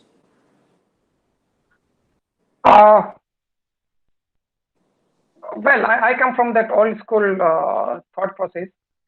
Like, again, like, yes, some of the things are pretty common, like, but this is what I've seen, like, when there is too much focus on, like, innovation, then we forget the tree for the forest, right? At the end, like, the market, like, rewards when a problem, like, when a solution solves the problem and not whether it is having a patent or not, right?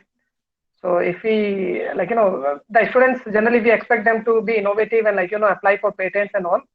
But I think that is the wrong way to approach, like, creating a startup.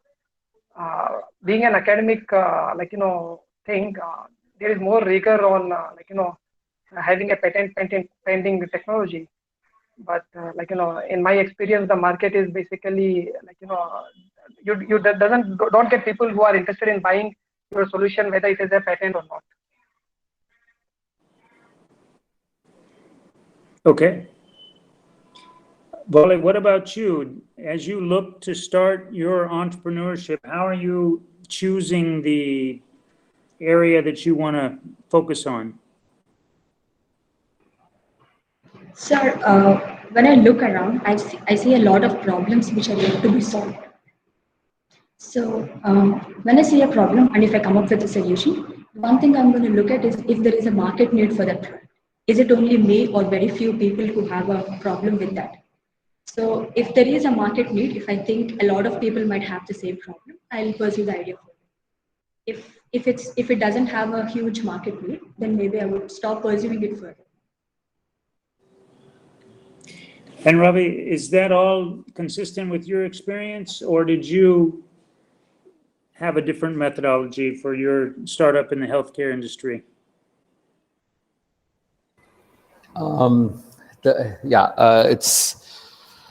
It is sometimes healthcare industry. My experience, we were in a crowded space. There were a lot of big players, so we had to do something different from what the others were. So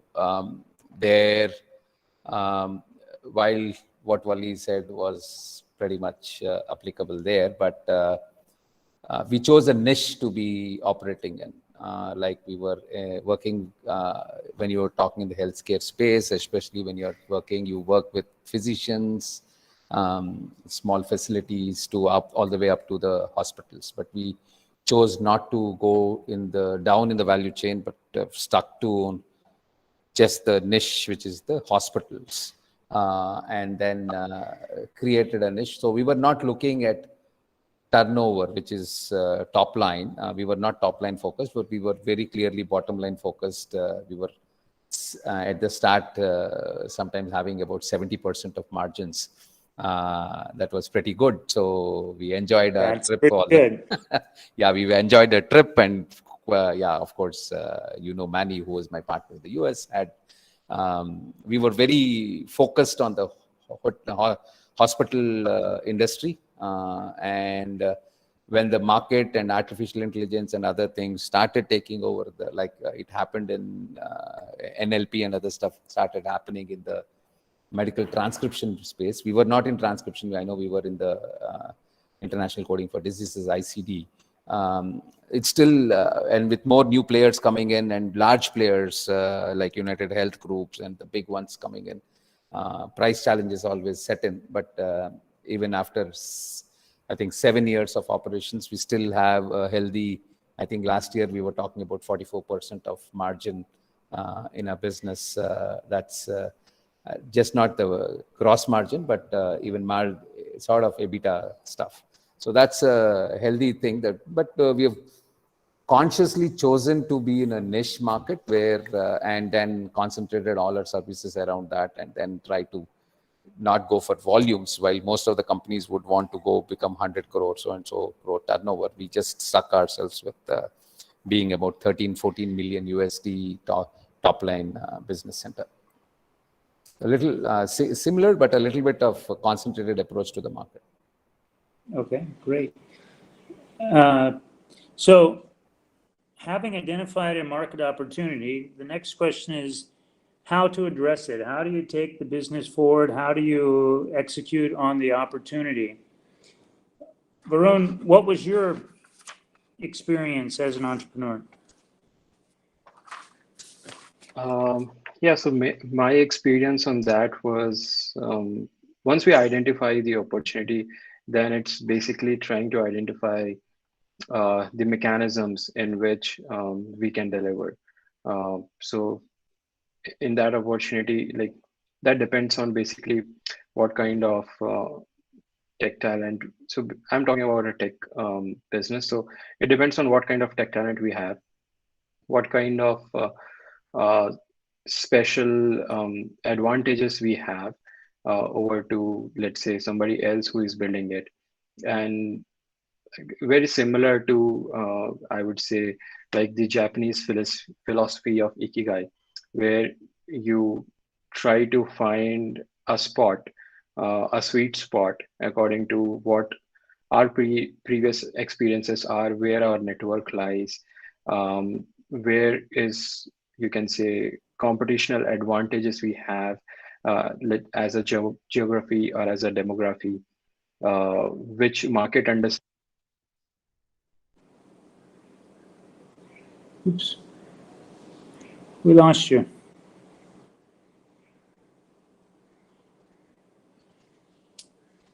Okay. Varun?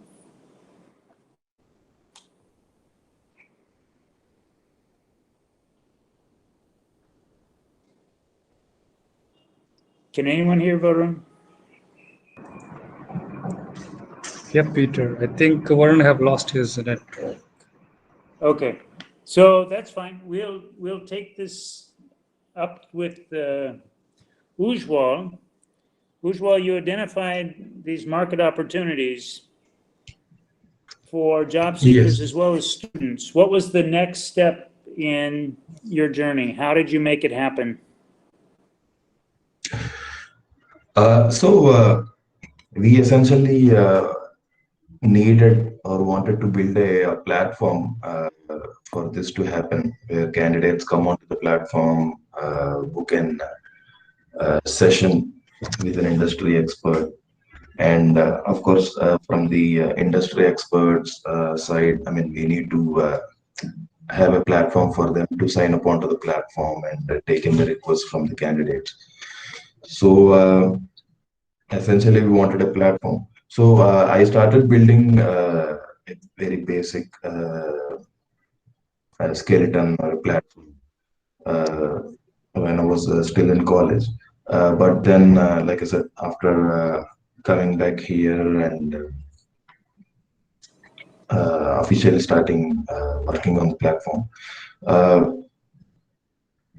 we went out and tried to find some vendors who can build a platform. So we created a quick SOW or scope of work document that we can share with potential vendors who would be able to work on building the platform. But what happened was the quotations that we got were running into lakhs of rupees, which was way out of my budget back then. As these companies were quoting as if they were quoting to some multinational company, right? So I then thought of a quick way, or what we can say is maybe so little bit of jugaad. So when I was in college, I used to attend these tech fests at these IITs and NITs, and I found that the websites that these students built for their upcoming tech fests were very impressive. They were very smooth. They're very captivating. So what I did was I thought maybe I'll reach out to the web designers or web developers of these websites.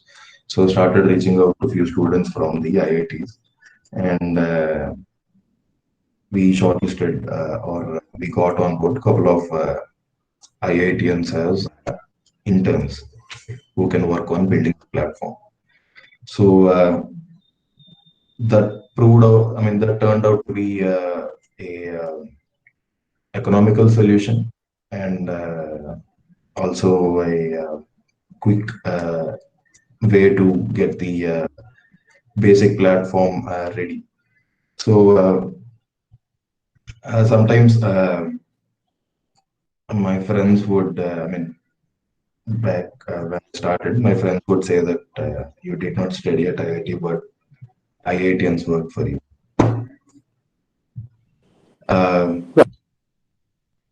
So, did you have to worry about funding, or this was a strategy that allowed you to bootstrap? So largely, it was kind of a bootstrapping thing back then. I mean, of course, like I said, I've been associated with all co-partners, but we thought of keeping the costs low, and we did not think that huge cash flows or huge money is needed to build a platform. Yeah, so I think that's the reason I took this route of getting these interns who can work the platform.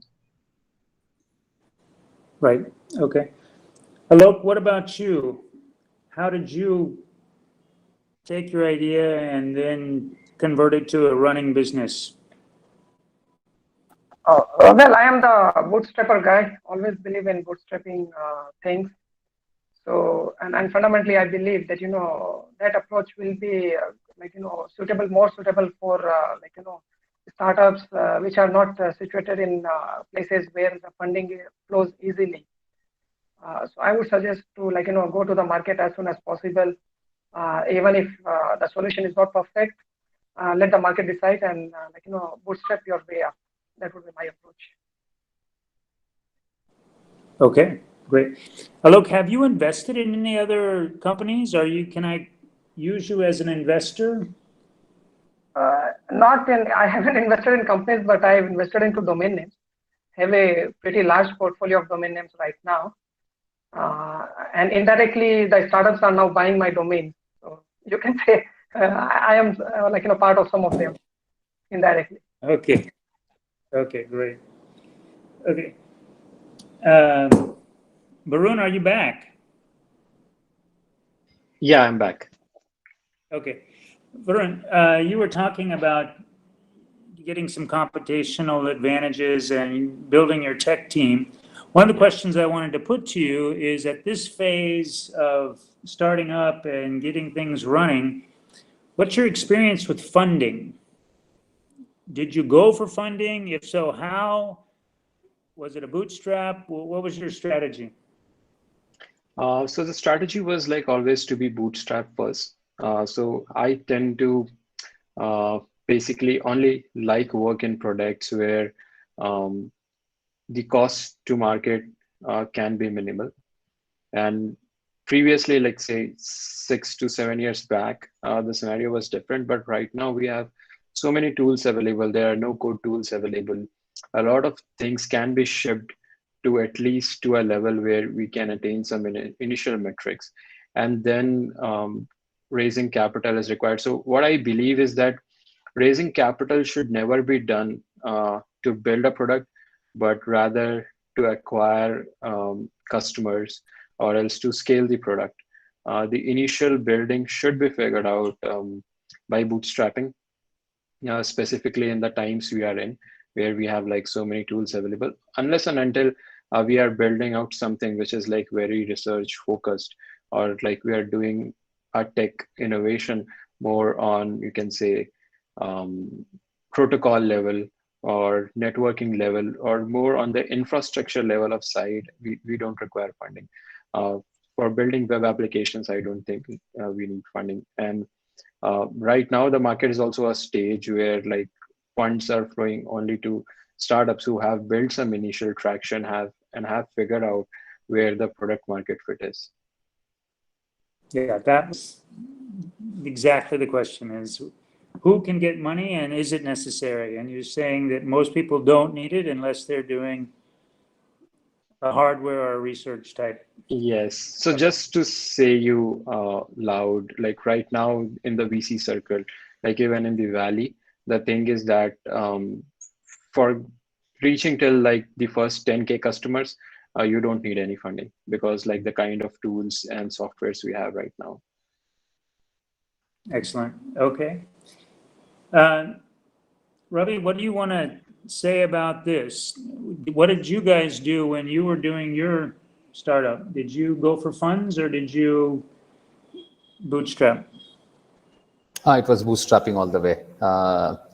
The first one was, it took about 6 years before I could make some money. And then I used that money to, again, more than, because I work on the strategy and sales of all the startups that I invest in. So I don't know what do I consider myself as a co-founder, investor.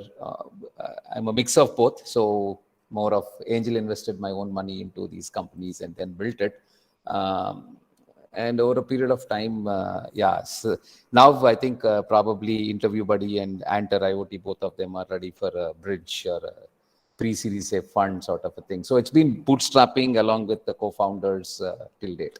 Never had been gone out. It's still, you can say, friends, families, and idiots. So who have taken the risk in the pretty initial stages. So, so that's where, I'm one of those F&I guy.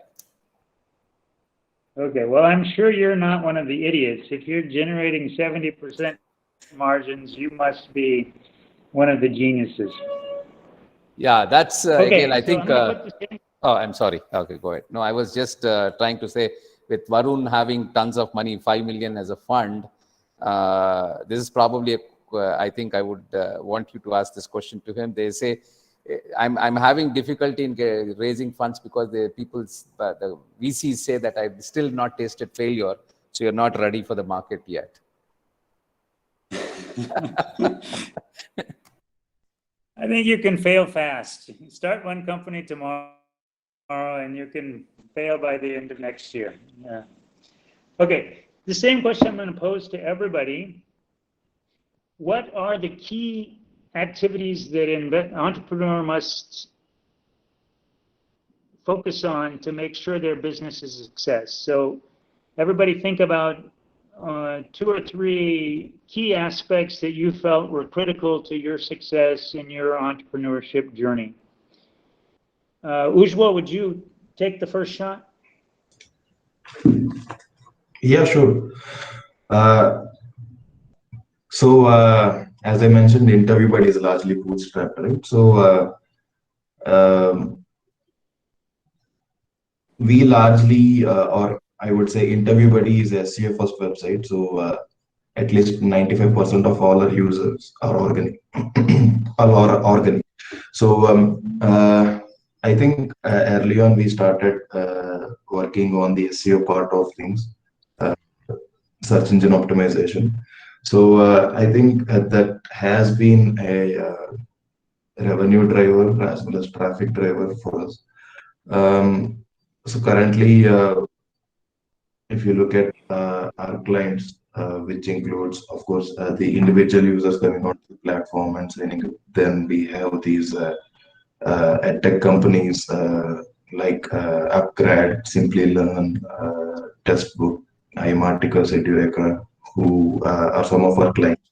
So even these guys have found us online and reached out to us. So all these potential clients that we have, or I mean, the potential clients that keep coming or the existing clients that we have are all inbound and not outbound. So I would say SEO proved to be really helpful. And again, SEO is not very difficult to learn or difficult to work on. I had this experience of working on SEO because I had blogs while I was in school and college. So I used to write blogs where I used to tinker them, tinker with the code, try to get it up in the search engine. I think that experience kind of helped me when I started working on my startup. Okay, great. I think everybody should take big notes on that from Ujwal. He's giving you key tips on how to make money, get clients and get revenue, SEO. And that's a nice one, Ujwal. Thank you so much. Lok, what's your key activity or activities that you need to get your business running?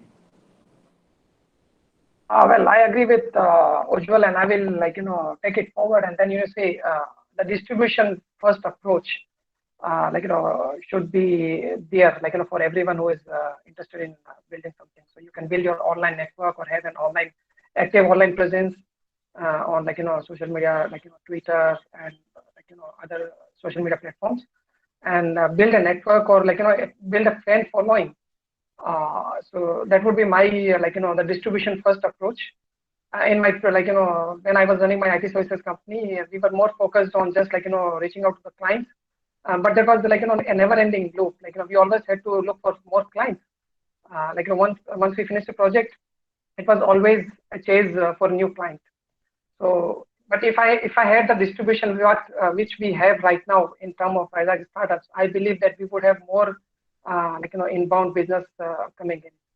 So the distribution first approach would be thing, and then the storytelling. The founders have to be good in telling their stories, right? The tech is plays a very small role until unless you are purely a tech heavy industry. The more it should be more of a marketing, how you are able to market yourself. So one of my phrases which I like very much is in Hindi it says jungle mein nacha mor kisne dekha. Basically out of mind, out of sight, out of mind. So you could be doing an awesome good job sitting at your cubicle, but if the world doesn't know about it, no one is going to pay any attention to you. So you need to go and shout out loudly in the market. Okay, thank you, Alok. Varun, any tips on what are the key activities to ensure success? Yeah, a lot of things that Alok and Ujjwal mentioned are precise. Just something I would add more on an intent or soft skill level. So in terms of founders, or else in companies, things that helped me was two things. Is more on an attitude level. Is first is being open-minded to listen rightly to what the market is responding to, and accepting that what is market responding to. So unless and until founders accept what the market is triggering, and they let go of their ego, they can realize that if something is not working out well, then they need to pivot. So being agile, being open-minded, and then third thing is being shameless. So one of the key aspects, and fourth thing is, I would say, focus on your strengths. So for example, my strength lies in shout outs or reaching out to people, building a network, and going and saying out about us. So I focused on those things first. And because of that, I got access to a lot of, you can say, in big industry veterans who were able to promote us well, who were able to build the trust around us, things like that. So yeah, these are 3-4 things I would say also helps out somebody from the competition. Okay. I want to affirm that, you say open-minded, agile, and shameless. This is the opposite of Steve Jobs, who said, I'm going to tell everybody what they want. They don't know. But there's only one Steve Jobs. So we should all be humble and recognize that we're not Steve Jobs to tell everybody else what to do. Instead, we should be open-minded and listen to their problems and help them solve them. Ravi, what do you say is key activity to reach success? Key activity to reach success. If you're talking about the startup and those factors that are in line with what people are talking of, but if you want me to put 3 or 4 things, one is I would go with agility, which Varun had talked of, ability to change continuously with the changing market. So your feet are hard on the ground and knowing what's happening. Agility includes, again, pivoting. Interview buddy, we initially, like what Ujjwal was talking, our first launch was a failure because we did B2C with respect to students, then had to change to B2B. So ability to change your course quickly and then learn from problems so that and don't give up. So that agility is one. 2, of course, is the team. Thankfully, all the teams that I'm working with, we have a very good understanding, whether in ups and downs, because not get too excited about the little bit of ups that you come in, or get too demotivated with the down. So that cohesiveness and then complementary skills of the team with which you're working with, that becomes pretty critical in taking things forward. And probably 3rd is, I would say, staying focused and passionate about what you want to solve, the problem or the opportunity that you want to do. Keeping up that momentum or that passion or that, the scale of passion that you are, keeping it up and keeping it running over a period of time. I know, like interview buddy, 4.5 to 5 years, and trying to keep that momentum on is also critical. Yeah. So, Ravi, while we're talking about what it takes to reach success, can you talk a little bit about how incubation plays a role in reaching success? Largely, people who come to an incubation center are people with pretty raw in their idea, probably still in the prototype or having an MVP. These are the people who come to you at an incubation center. So people who really need a lot of help. So help with respect to validation of an idea, identifying people like you or Varun and others, Alok's and others, they're going to be there, opening up their ideas to get validated.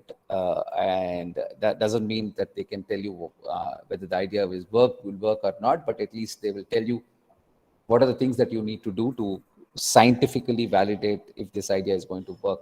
Is there an opportunity, and are you addressing the right market? Are you doing the right thing? So that's one, which is basically mentoring help with respect to validating your idea and whether you're strategizing and doing the right things. That's, I think, very critical, mentor network. 2 is, of course, giving them that initial help with respect to different things on infrastructure, finance, and ability to sustain over a period of time, which is giving them that low cost or infrastructure and other low cost retainer services that would help them not to burn a lot of cash, because when you're bootstrapping at early stage, you are short on cash. So that becomes important. And the 3rd biggest thing is creating that community where you can share and learn from others, because when you have a bunch of startups who are around you, and you are having these teams of people, you are watching people around you who are doing similar stuff, trying to survive, trying to excel, probably trying to pivot, modify your ideas, go to market, do surveys, or later trying to get in investors, all these stuff. You're watching people around you who are in a similar this thing. So that community or that network of people who are very much similar, people with similar fashion, but with a different problem that they are solving. I think that's also a big thing that which you'll get a lot of motivation or help from. I think these are 3 things that you can get. Okay, thank you. Varun, did you utilize any incubation assistance in your career? Yeah, definitely. A lot of things that I've learned is because of like the incubation. My whole career started because of Startup Village. So I got a lot of mentorship and exposure. I believe incubation is very much required to reduce the time in which somebody achieves something, because it takes years of experience to understand certain things and how it's done. And for first-time founders, it's very much important to know the other side of the coin also, to get to know about other perspectives also. So when founders start their journey, they just see things from their perspective. They need to understand, like, in order, if they want to raise a capital, if they want to build a business, what are the other side of the perspectives which these subject matter experts help in shaping up and reduce like the amount of failures that could happen in the process, or else at least fasten it, like if somebody is doing things in the right direction. So basically defining that path and giving that exposure is very, very much required through incubation, and that was very helpful even in my career. Thanks. Okay, coming to Vali. Now, when you're thinking about being an entrepreneur, what is the way you're evaluating your idea? Tell us what you're going to do so you can decide that your idea is the right idea to focus all your energy on. So when I see a problem around me, I try to come up with a comparatively better solution for it, because there are a lot of problems around us we don't really worry about because we got habituated to the same thing every day. So, for example, people used to go to banks previously. Now we are doing online transactions, because when we get to understanding how easy it would be if we come up with a solution, I think everybody would want to have a better solution. But I also agree that there are some problems which don't really bother a lot of people. So when I come up with an idea, I see if there is an actual market need. If there is a need, I continue with the problem. If not, I leave it, because I have a solution for it and maybe I can apply it in my life. Not recommend it for others because it's not really necessary. And validating the idea, I would say that when I come up with a solution, that I always found out that there is something else I could do to improve the solution better. So all the time when I come up with a solution, there is something more I could do. So if I reach a state where the solution can't be improved anymore, that's when I think it's a complete solution. So that's how I would validate it. So as you're doing this validation, do you have a sense of which fields are going to be successful in the future? I mean, how are you, okay, you got a huge world out there. You have to start narrowing it down to identify opportunities. How are you identifying a narrow slice to focus on? Do you see some certain area that needs more attention, or you think an area is going to come up in the future? You know, for example, everybody's talking about clean energy. Are you looking at any particular market areas as waves of the future? Sir, I think one thing which will take a big place in future is technology. So if there is any idea which is going against technology, I don't think it's going to exist in future, because everything will be replaced with good technology anyway. So what I would say is come up with ideas which would improve the technology, because it is very important to make work easier in our life every day. So I think focusing on technology is a good way to look into future. And one more thing is, what if an idea is causing a harm to, let's say, nature or society around us, I don't think it's going to exist for a long time, because eventually it will be replaced by something green and something clean. That's what we are all looking for, because everybody now has a sense of understanding that we are, I would say, polluting Earth a lot. And in future, I don't think there will be any more any products which would pollute Earth even further. So clean energy is definitely an area I would be working on, because there is a bright future for it, and technology would be another field I would work. Okay, thank you. Ujjwal, what about you? Do you see any particular areas that new and aspiring entrepreneurs should be focusing on for the future, outside of EdTech or even within EdTech? I mean, I haven't, yeah, yeah. So I haven't really put much thought into it, but there are a couple of areas that I personally feel that I want to work on or I like working on.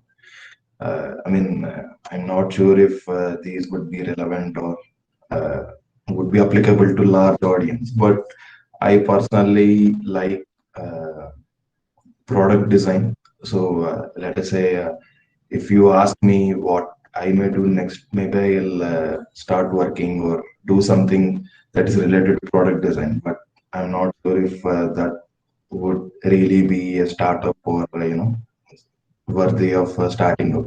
It could be more like a product designing job.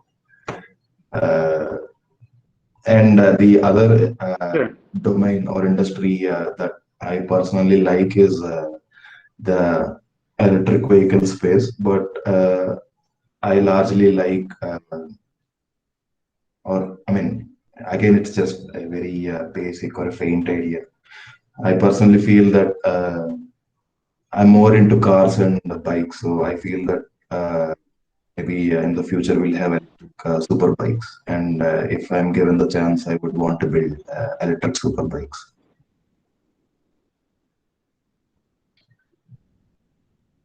Okay, EVs, two-wheelers, nice. What about you, Alok? What do you think is one of the areas or some of the future areas that people who are aspiring to start businesses should be looking at? So every year, this window opens up. Every few years you get some tech which becomes easily available, and if anyone is keeping track of it, right? So the window opens up for a few years once that tech becomes easily accessible. So for example, GPT-3 has recently launched in a year or two back, which allows AI to create text automatically, right? And which has enabled lot many people to create tools where the computers are going to write text for you, and people have built tools where instead of writing content on your own, you can just give some keywords to this tool and they give you content back. I have seen a journey of one startup, Copy.ai, and they have reached, I think, $1 million plus in revenues in just last 1 year. Right, so every few years, a platform like this opens up or a new technology becomes open up. For example, if you see in India, UPI has brought that revolution in fintech space. So ideally, we need to keep track of this kind of opening up and then latch on to that, or basically ride the wave. Okay, thank you. Ravi, what do you say? What do you think is, now that you're leading this incubation center, do you have a sense of particular areas that are going to be hot in the future? Yeah, I think data, but sector agnostic, technology applications across sectors, automation, probably using the new, I know buzzwords, but the new tools or new areas which you're talking, AI, ML, DL, deep learning, machine learning. VR, AR is going to be big. IoT, of course, huge, multiple trillions dollar business out there. And of course, digitization, further digitization and visibility across supply chains. Then, of course, data analytics and consumer analytics and all those things it's going to go further deep. And along with this, I think the one big area which needs, I think, a lot of what do you call it? Investments and a lot of sound would happen on the cybersecurity, compliance, legal and data compliance stuff, GDPR and other stuff. So these technology, I think more under technology focus across sectors would be where I think is where the world would go.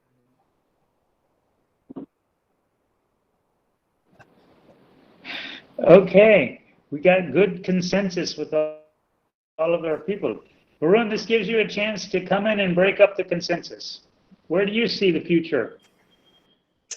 Yeah, so like I'm very heavily bullish and you can say maximalist on Web3 or blockchain. So you can say like it's been like for me almost 5 years now into the space, and I've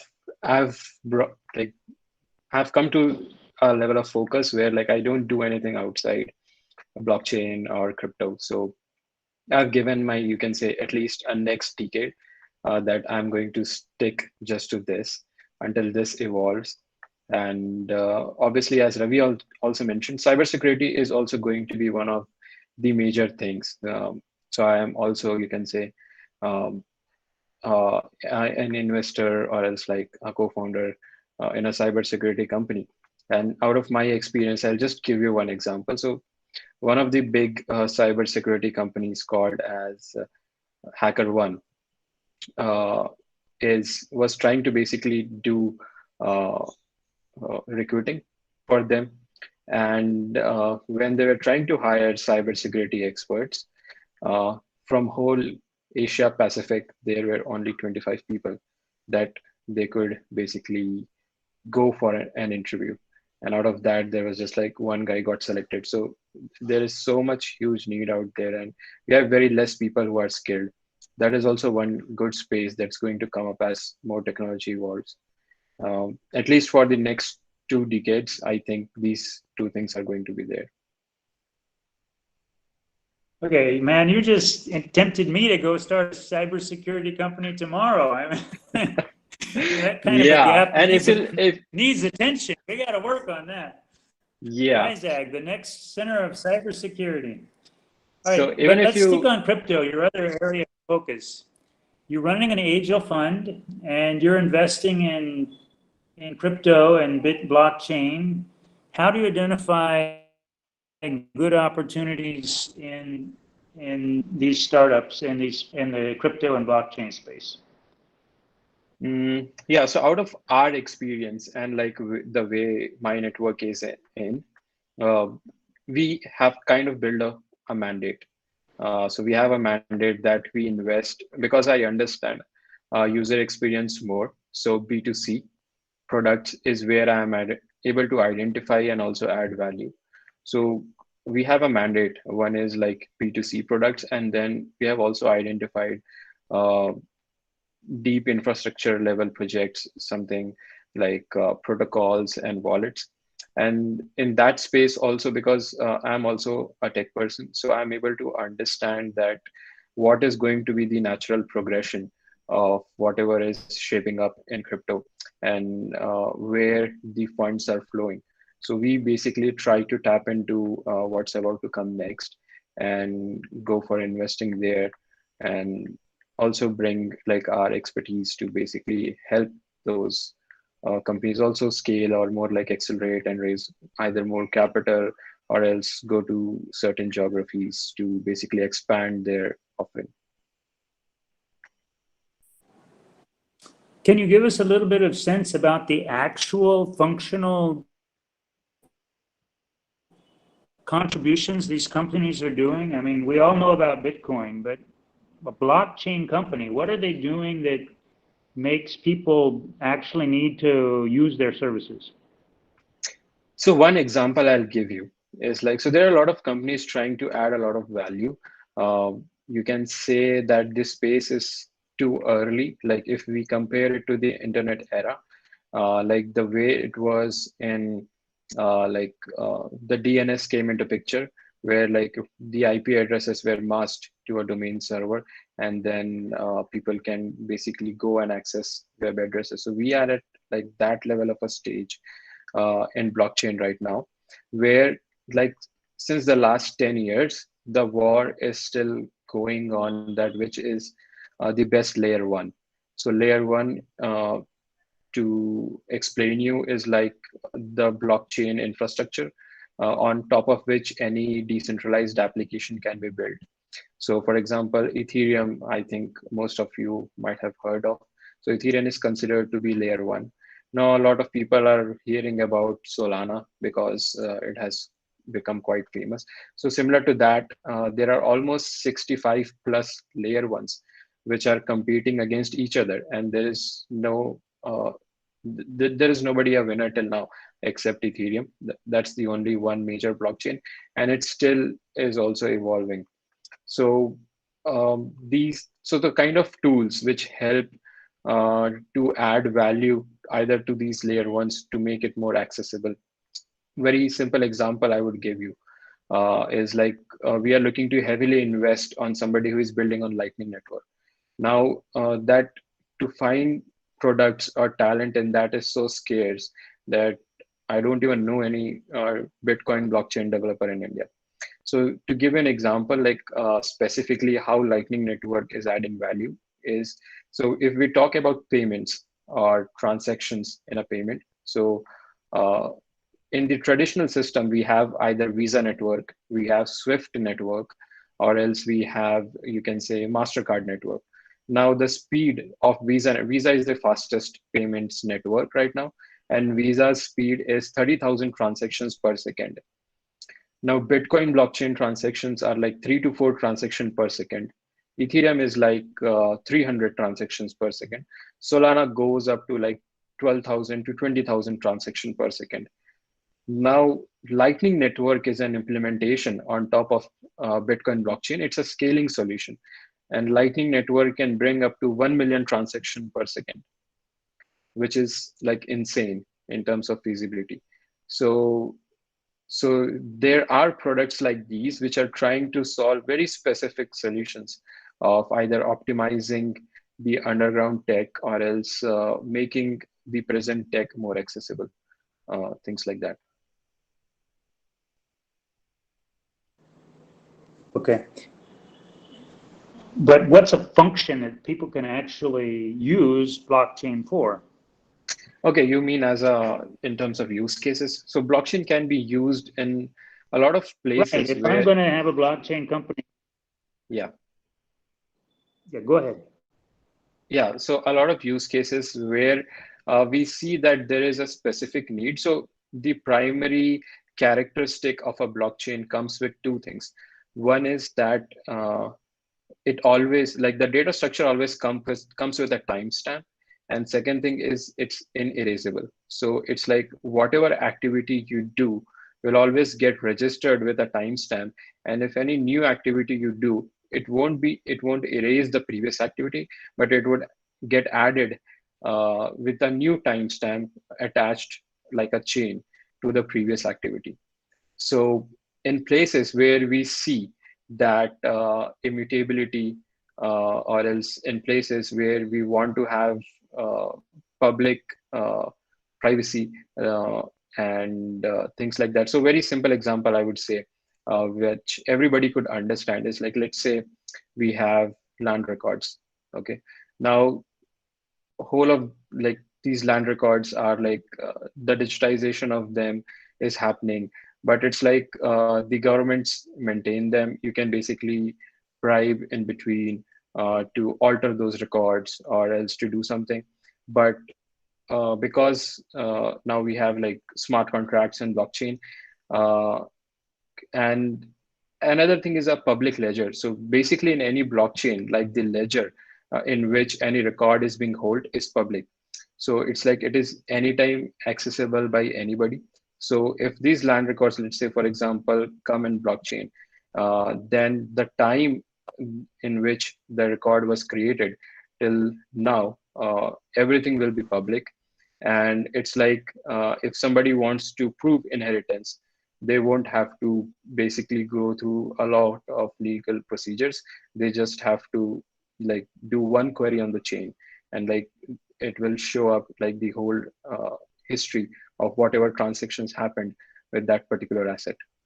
So functions or use cases where you can use these primary characteristics of a chain, where you want to need to have public access to whatever transactions are happening. Second is that you want these transactions to not be altered by any individual, and it all happens in a deterministic manner by a code. And the third thing is like maintaining, you can say, security. Okay, great. So you're just talking. Go ahead. Yeah, just one more thing I would like to add. So, for example, if somebody wants to hack a database or else a server, so because right now all the Web2 systems run through a central node, where like the main server, or else you can say the admin, has access to basically read or write any function in the database. In a blockchain, there is no admin. All nodes are admin. So for any transaction to happen, there needs to be a consensus in the network. So it's like if you want to basically hack into a database, you need to hack the whole network.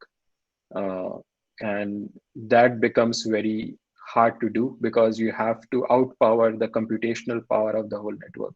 So for a very simple example, like if there is a single computer, whatever the running frequency or bandwidth of that computer might be, let's say, accessible to basically outperform. But let's say if there are 100 computers connected to a network, in order to do a false transaction or else update a transaction, you need to outpower more than 50 computers at that particular instant. Okay, great. So there's a lot of faculty on this development program trying to learn how do they impart entrepreneurship skills to their students. You were mentioning there's this huge gap in cybersecurity. Obviously, there's a huge gap in entrepreneurship. We need a lot more entrepreneurs. What kind of things should be there in the curriculum? What do you recommend faculty that they should include in their teaching so people can take up entrepreneurship as a option instead of just going for a job after college? I'm going to put this question to everybody. So everybody else can think about it while Arun's talking. Yeah, so I'll just give one example from a past discussion we had. So I don't know, so I have not mentioned this, but so I was part of this policy making by AICTE, where AICTE was also trying to do the same thing to bring up entrepreneurship. And the kind of discussion we had there basically arrived at one thing. It's like, so entrepreneurs are a different breed. You basically cannot teach somebody to become an entrepreneur. They have that certain set of characteristics among themselves.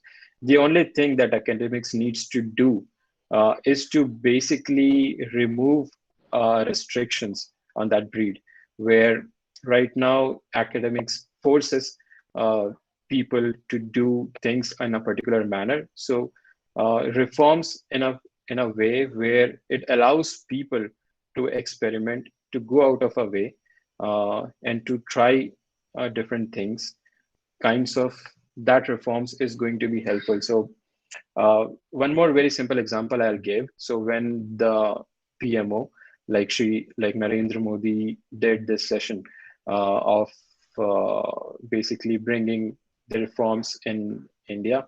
So like Alok, me, like we all were there in that session.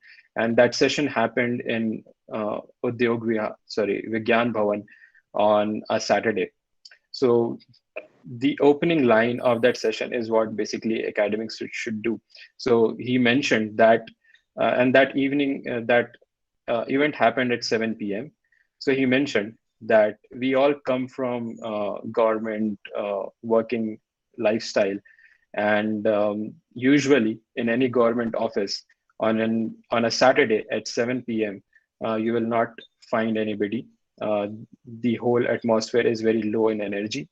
And if you want to see like what is the difference, so there were a lot of people cheering up and were there present, and everybody, it was jam packed. There were people sitting outside. He said, this is the difference, that entrepreneurs are basically self-propelled people. They need to be taught what needs to be done. Government is there only to not put any bindings on those people and not put any restrictions, so that these people can try out things by themselves, and we can basically facilitate whatever kind of exposure we can bring to these people. Okay, nice. Thank you. Wally, what about you? What do you think you should be taught so that you would be ready to take on entrepreneurship?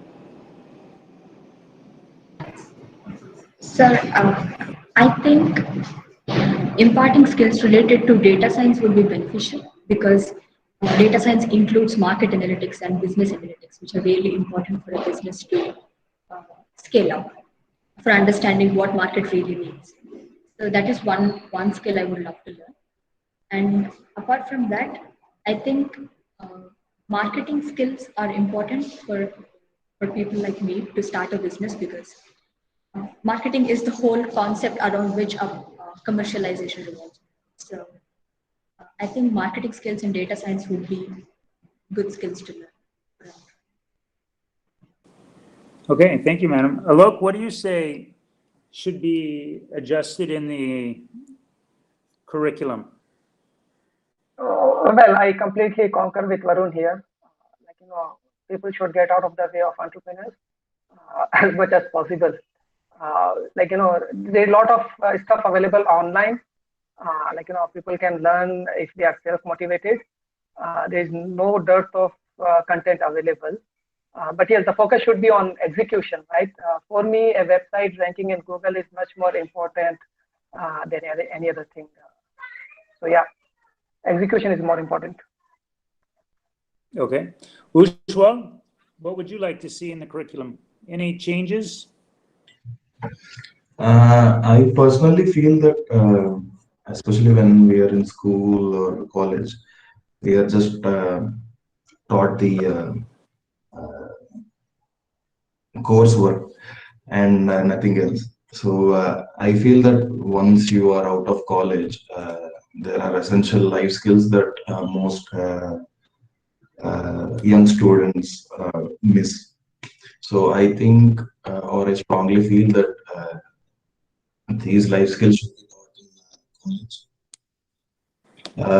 Things like communication skills, or critical thinking, or maybe decision making, problem solving, things like these.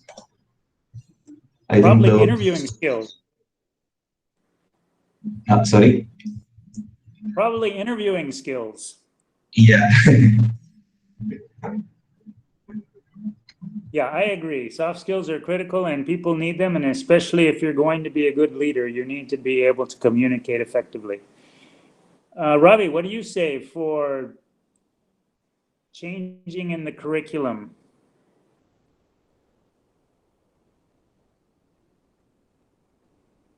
You're on mute. Oh, thanks. I think of the panelists, I'm the gray-haired guy. So, okay, I'll give my take still. Things that I think want things to be changed.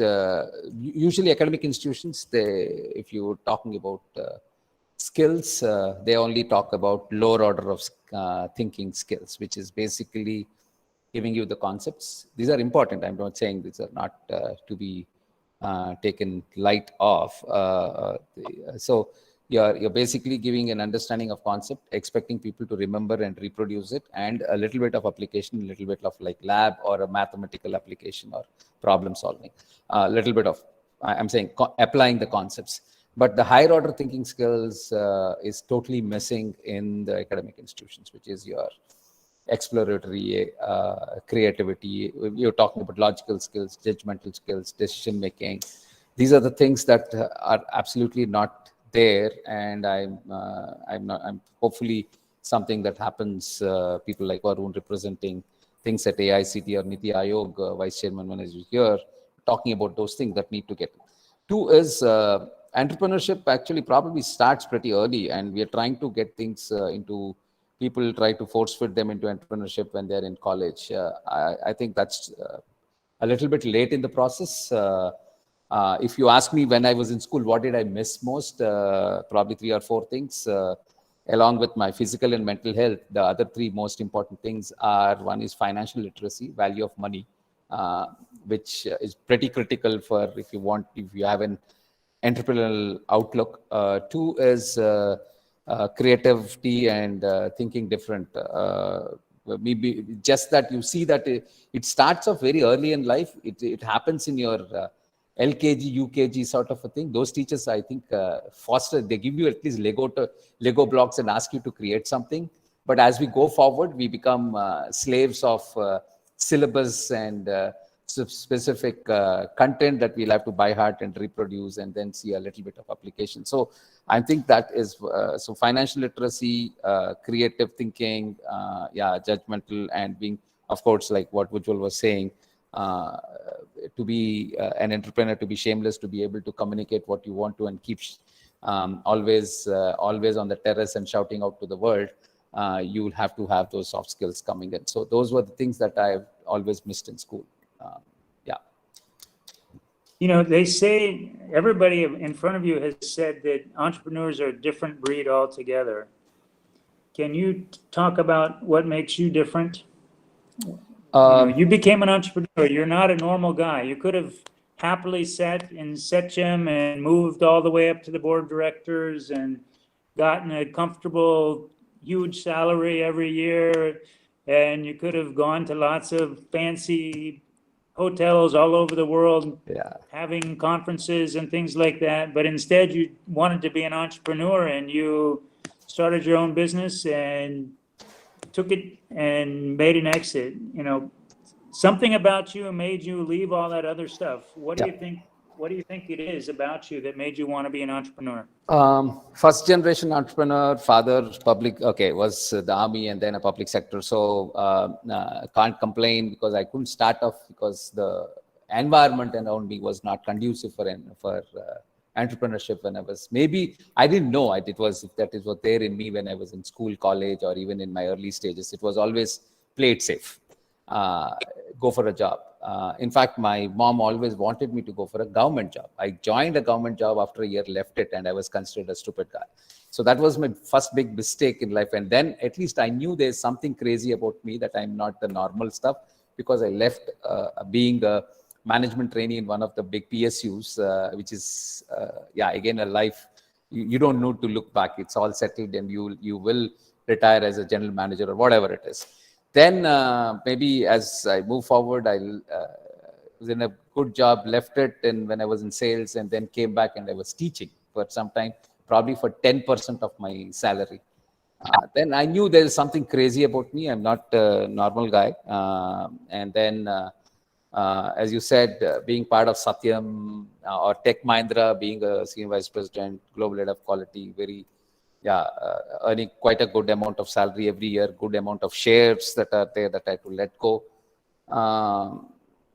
I think it's some amount of madness or craziness that is there in you. You want to be your own, you want to probably not only chart your own, enough of, it's like sometimes you think, okay, I made money for others, now enough of making money for others. What do I need to do for myself? And I need to be a face in the crowd. I think as a strong this thing that while you have an identity as being somebody big, probably because I was in Vizag, I have an identity. But if I was in Bangalore or Hyderabad or anything, there's so many vice presidents and senior vice presidents around. You're nobody. But if you are an entrepreneur and you're able to make it something big, you will be known in the circle. So there is some level of that sense of something to achieve and do something on your own, the way you have more control over things. Of course, in a large organization, you get a small, there are so many variables and you cannot control most of them, and lot of things that you want to do, you cannot. So probably, and 2 is, of course, and no more of parental peer pressure, and of course the pressure is there from the wife, but once you made some money and ensure that she is happy, that there is enough and you're not touching that money, she lets you go and do things, crazy things by yourself. I think it took me to be 40 before I could get and become an entrepreneur. Okay, so yeah, so first you had to have some success, and then you could go and risk it all, put all the chips on the table and take a chance. Ujjwal, what about you? What do you think is different about you that made you leave a comfortable opportunity studying in Germany and take the risk to start up a new company?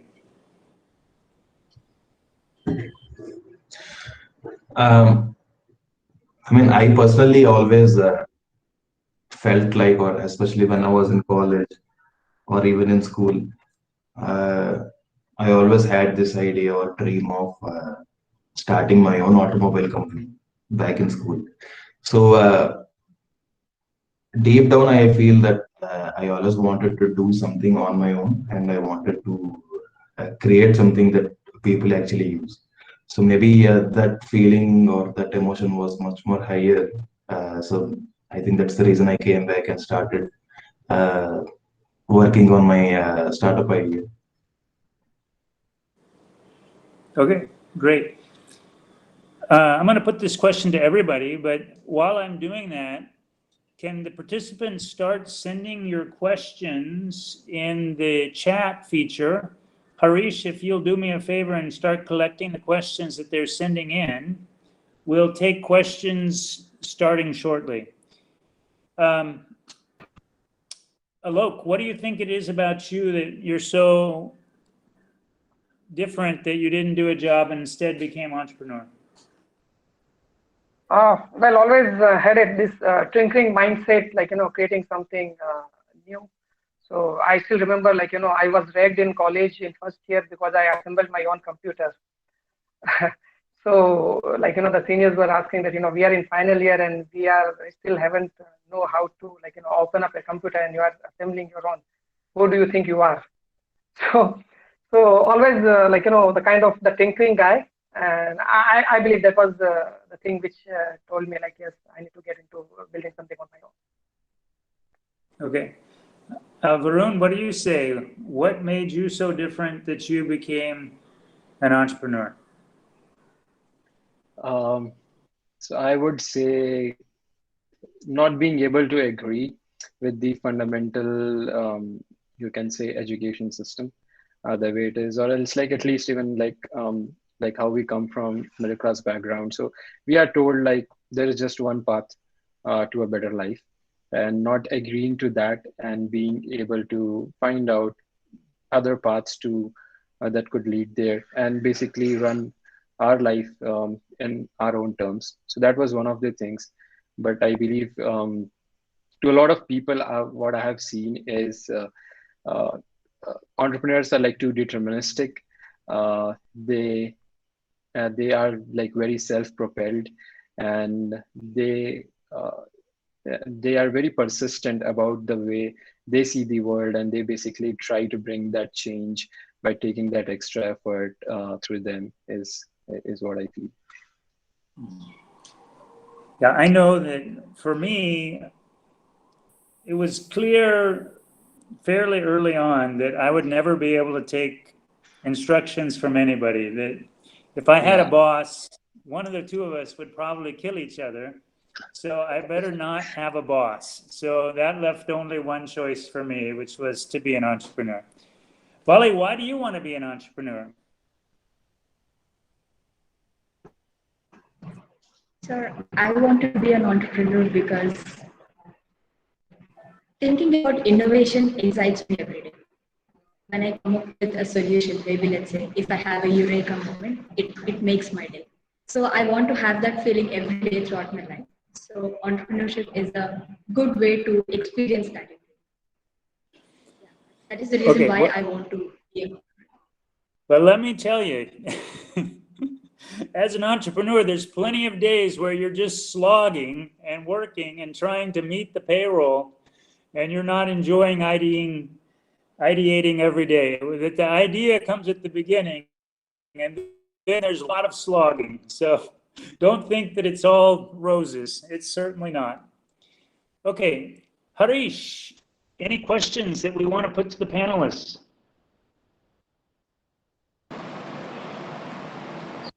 I have a ton of questions, so if you have none, that's fine. I'll continue with mine. Peter, this is Ravi. Can I go on record and acknowledge somebody big for me to be turned an entrepreneur? Sure, please. Officially on the call. I would say Anand Mahindra. Yeah, surprising, but it's true. Me turning an entrepreneur, probably I will give it to Anand Mahindra because I was part of Satyam when it went down the drain. And then Mahindra's bought us. They picked 5 of us from the company who were supposed to be radical in thinking and have these problem-solving skills and a little bit creative in their thinking. So 5 of us were called Shadow Board, which we were directly reporting to the board of directors and CP Gurnani, Vinit Nair, and Anand Mahindra. 1 year of that experience, reviving Satyam, merging Satyam with Tech Mahindra, choosing even the top guys between CP Gurnani and Sanjay Kalra, then coming up with a strategy between those 80 companies. We actually we came up with the best strategy. And we were the ones who were designed strategy for we were considered entrepreneurs and asked to do things like, what would you, for the next 5 to 10 years with Tech Mahindra, what is it that we would want to do, and new areas like Tech Mahindra getting into an engineering college was also one of our ideas. So one of our ideas, the healthcare stuff, there are multiple things. Again, EV stuff is what we got Mahindra's, along with Mahindra and Mahindra Auto, Tech Mahindra we started. So that's where my, the creative juices started for flowing, and then that itch of entrepreneurship started off that even at this age, I think probably something can be done. I think I'll have to, on record, acknowledge Anand Mahindra for this transformation. Well noted. And I'm sure he's very sad that he motivated you to be an entrepreneur and wishes you were still working in his board. Okay, Harish, any questions or shall I continue? Harish, are you there? Okay, I'm going to assume he has no questions for us. So my next question to everybody. Yeah, tell me, Harish. Peter, there are questions that are there. They are there in the message boxes. I think Harish, because of logging out and logging in, is log. I'll read out. There's one question from Naveen. His question was, when ideating, I'm stuck whether to pursue my big idea and completely dedicated time to it, or start with small idea and later, with the experience, should I start the big one? So this is one question that's come from Naveen. All right. That's a nice question. Who would like to take that?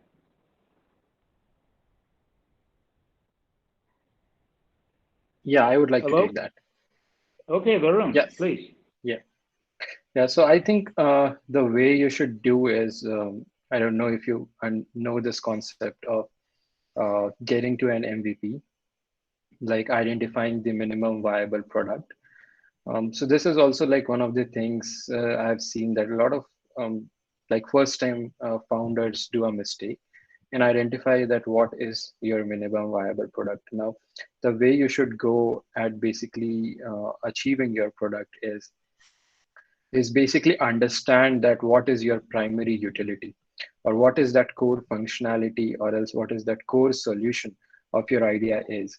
So through an example, I'll make you understand this. Let's say we have a car, okay, which is going to be a final product. Now, the core purpose of a car is a mode of travel. So basically, travel is like, you can say, the primary solution that you're trying to solve. And you can start with a simple MVP, which would solve the same problem that you're trying to do, but in a very less efficient way. So for example, you can build a skateboard. The problem that people go towards an MVP is the way they approach it is like for an MVP, they go and build 4 wheels of a car, which is basically not sufficient enough to test out whatever you're trying to build. So the way you can go about is like, let's say you start with a skateboard. The skateboard solves you the same purpose of travel, but in a very less efficient way. Then from a skateboard, you go to version 1, you can go to a bicycle, then to a motorbike, and then to a car. So that is the way you should approach your idea. That's all. Okay, great. Naveen, I think that's a good answer. He gave you a strategy. You don't have to choose either. You can look at your big one and start it in a small way with an MVP. Next question. Okay, Mr. Kaushik, he's asked, the next question is, a very basic MVP or a base market research? What should come first? Can you shed some light on this? Okay, who has experience with market research in the panel? Well, my suggestion would be to, like, if anyone is trying or thinking of an idea, so, like, the best way to do that would be, like, spend maybe $100 on Google Ads, and then, advertise for that keyword and build a simple landing page and spend some money to see how much, like, people are searching for that thing, and someone who is coming to your landing page through Google, and whether he is signing up for the solution or not. It's a quick and fast way to test your idea, provided, like, someone is searching for it online. So I would, like, do that that way. Okay, nice. Ravi? Yeah, Peter, we have another question from Ramesh, and he asked, for the first time founder, after ideation, is it not necessary to have some work experience to go into for a startup?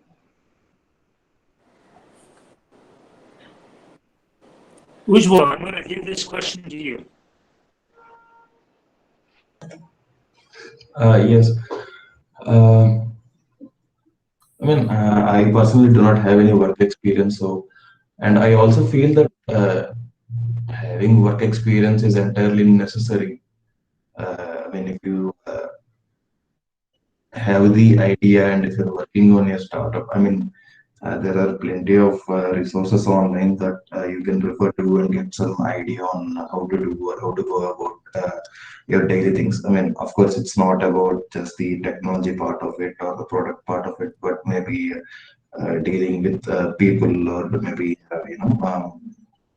other aspects of your startup journey. I think these can be learned, or these can be picked up as you go along. But again, there are people who told me that having work experience would be beneficial before starting up on your own. But personally, I feel if you have the idea and if you have the right mindset and the skill set available with you and your team, you can right up go and start working on it. And as you go along, you definitely learn things. So that should be fine, I believe. Yeah, I fully agree with you that you don't have to have the experience. You can go ahead and start, but one thing you should understand is that you need a support network. You can't start up without friends and family behind you. If you're one man all alone trying to start up with no experience, you are not going to succeed. But you can start up with no experience if you have support. Somebody's got to be behind you as a financial support. You've got to be able to know that you don't have to, you're not going to earn money for the first 2 years. So you got to have enough financial stability to make it 2 years. Having a good co-founder who can help take some of the load off you is critical. I was lucky to have a co-founder. I didn't have any experience. He did have experience, and I drew on his experience a lot. So it's not necessary to have experience, but you need a lot of support. Next question. Yeah, Yeah, Peter, we have another question from Raju. For a new entrepreneur, what is the process between the idea and running a startup? In between of that. Can you repeat it? Yeah. So for a new entrepreneurs, what should be the process? Having an idea and running the startup, running a new startup in between. What should be the process? Ravi, I'm going to give this to you, the head of the incubation center.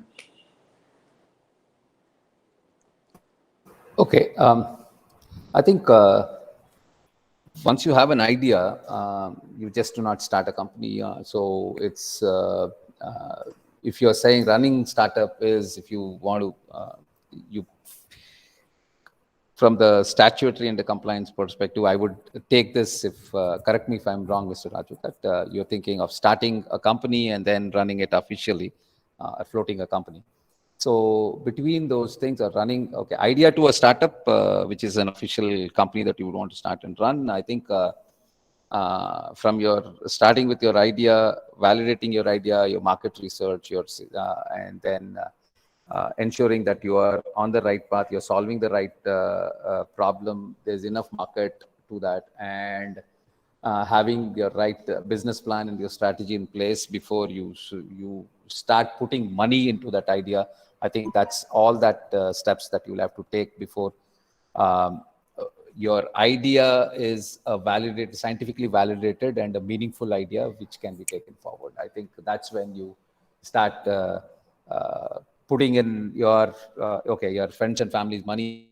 Also you start spending from that point of time. I know if you ask me how much of money is lost from the time that you have an idea to the time you start up, it is largely a little bit of money maybe on market research, but largely it's your own opportunity cost of not doing a job and the salary that is lost in that point of time. But once you start shelling out money from your product, probably that's the time of when you start, you say, I'm started up and putting money into the whole thing. So idea validation, market, through market research, to different modes, and ensuring that your idea is something that you can work on and it is sizable and there's some market for it, and competitor analysis, all that stuff, all you've done it, and then you're ready to take the plunge.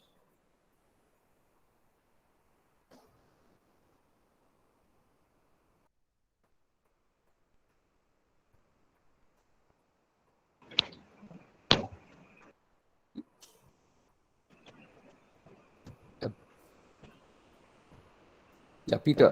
Peter, your mic is off. Peter, can you switch on? Sorry, Harish. Harish, do you have another question, or can I have a question for the group? Yeah, Peter, no more questions. We didn't have any. Okay. You can ask. So, to all the entrepreneurs, the question I have for you is, what would you have done differently? Now you've been an entrepreneur for 5 years, 10 years, however long, 20 years if you're Ravi.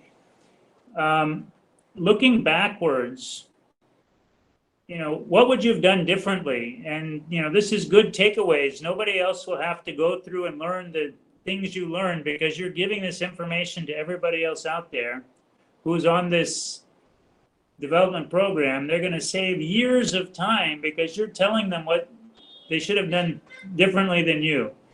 So, Alok, what would you have done differently if you can go back in time and do it again?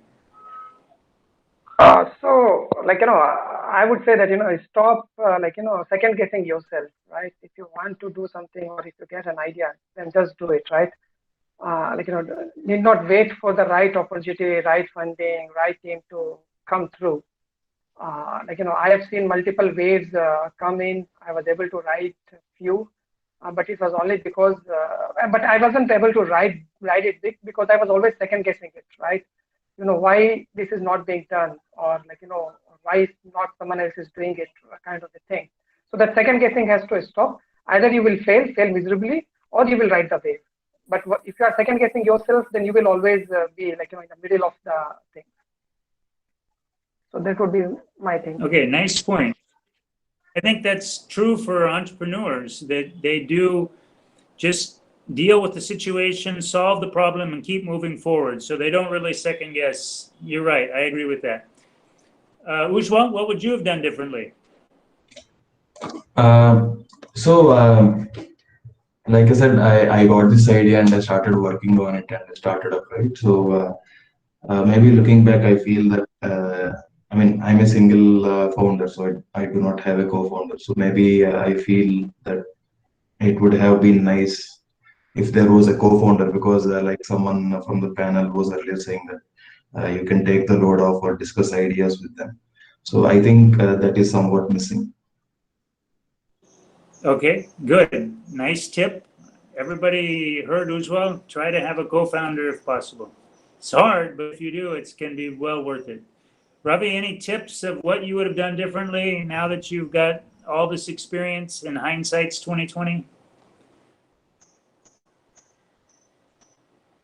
I think that initial validation, because I think Varun was talking about it, a little bit of revenue traction before you go deeper into it, rather than launch it, go for a big bang, and then see that, and then try and pivot to where you lose a lot of time and energy, of course, time, energy, and money, and then you change it. So probably testing out the waters early, and then see some cash flows coming in early. Need not be huge, but at least if people are willing to pay money for you, they open the wallet and then pay something for what you've done. That early validation is something that I think I would have done in most of the cases, rather than waiting a little bit later into the cycle before I go and launch it. Nice. Varun? Yeah, so I would say, so right now, not something specific, but because what I felt that I should fix, I already started fixing it 2-3 years back.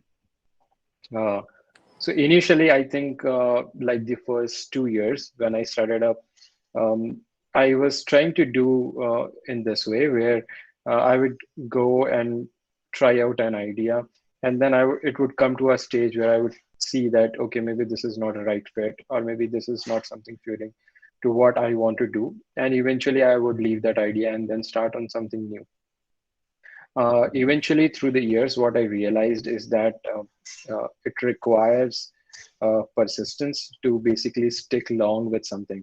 So a lot of things in entrepreneurship is about timing. So let's say if you came to an idea in which you think maybe the timing is not right, then you have to stick it to the time where the timing is right. So for some people, it might be early. For some people, it might take some time. But initially, I was not that patient enough. But now I have built that patience. That's the reason. I'm sticking with crypto for at least a decade, where like I decided that no, I'm not going to shift industry anymore. Now I'm going to stick it long. Yeah. My own experience is that if I could go back in time, I would relocate to Bangalore, because the team is so critical, and the resources, the human resources available in Bangalore are so good that if I could go back 20 years in time and do it all over, I would definitely do it in Bangalore. So that's my personal. But okay, Harish. Peter, question again, based on your thing, I have a question for you.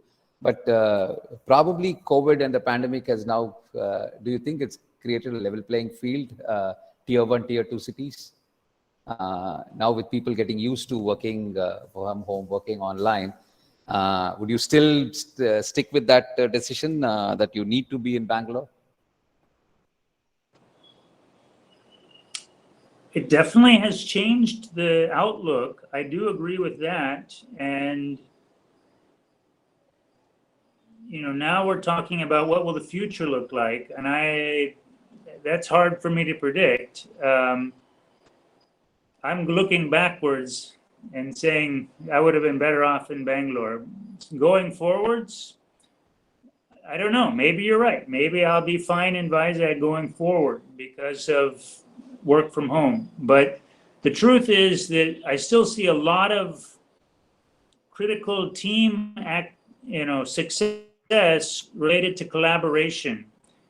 And it still feels to me like collaboration is more effective in person, and training and mentoring and bringing more of your team members up to speed happens in a hands-on way more than an online way.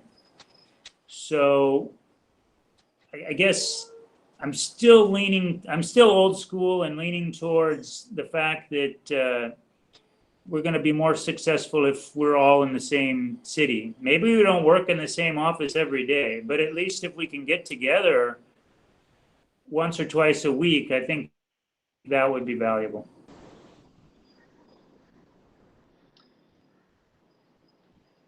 Harish? Yeah, Peter, I think we have come to the end of this session discussion. Thank you, Peter, for coordinating this discussion and all.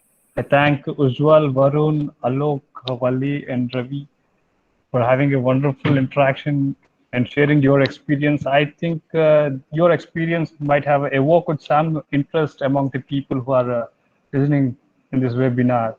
Mostly they might have come up with good startups like you all. So thank you very much, one and all. Let us have a next session at around 2:30 p.m. And there we are going to have a quiz session. So I hope who all are registered, please log in. It is compulsory for all the registered participants to get a certification and all. Thank you very much for your valuable time. Yeah, thanks again from the AU Incubation Center. Thanks, Peter. Thank you, Varun. Thanks, Alok. Of course, thank you, Valli and Ujjwal. Thanks for your time. I hope, I'm sure people would have had a wonderful time listening to you all. Yeah, thanks to all the panelists. It was great to interview and get your feedback. I really thought you had interesting ideas and shared them nicely. Thank you, everyone. It was really wonderful to catch up. Thanks, Varun. Thank you, Peter. Thank you. Thanks, Ujjwal.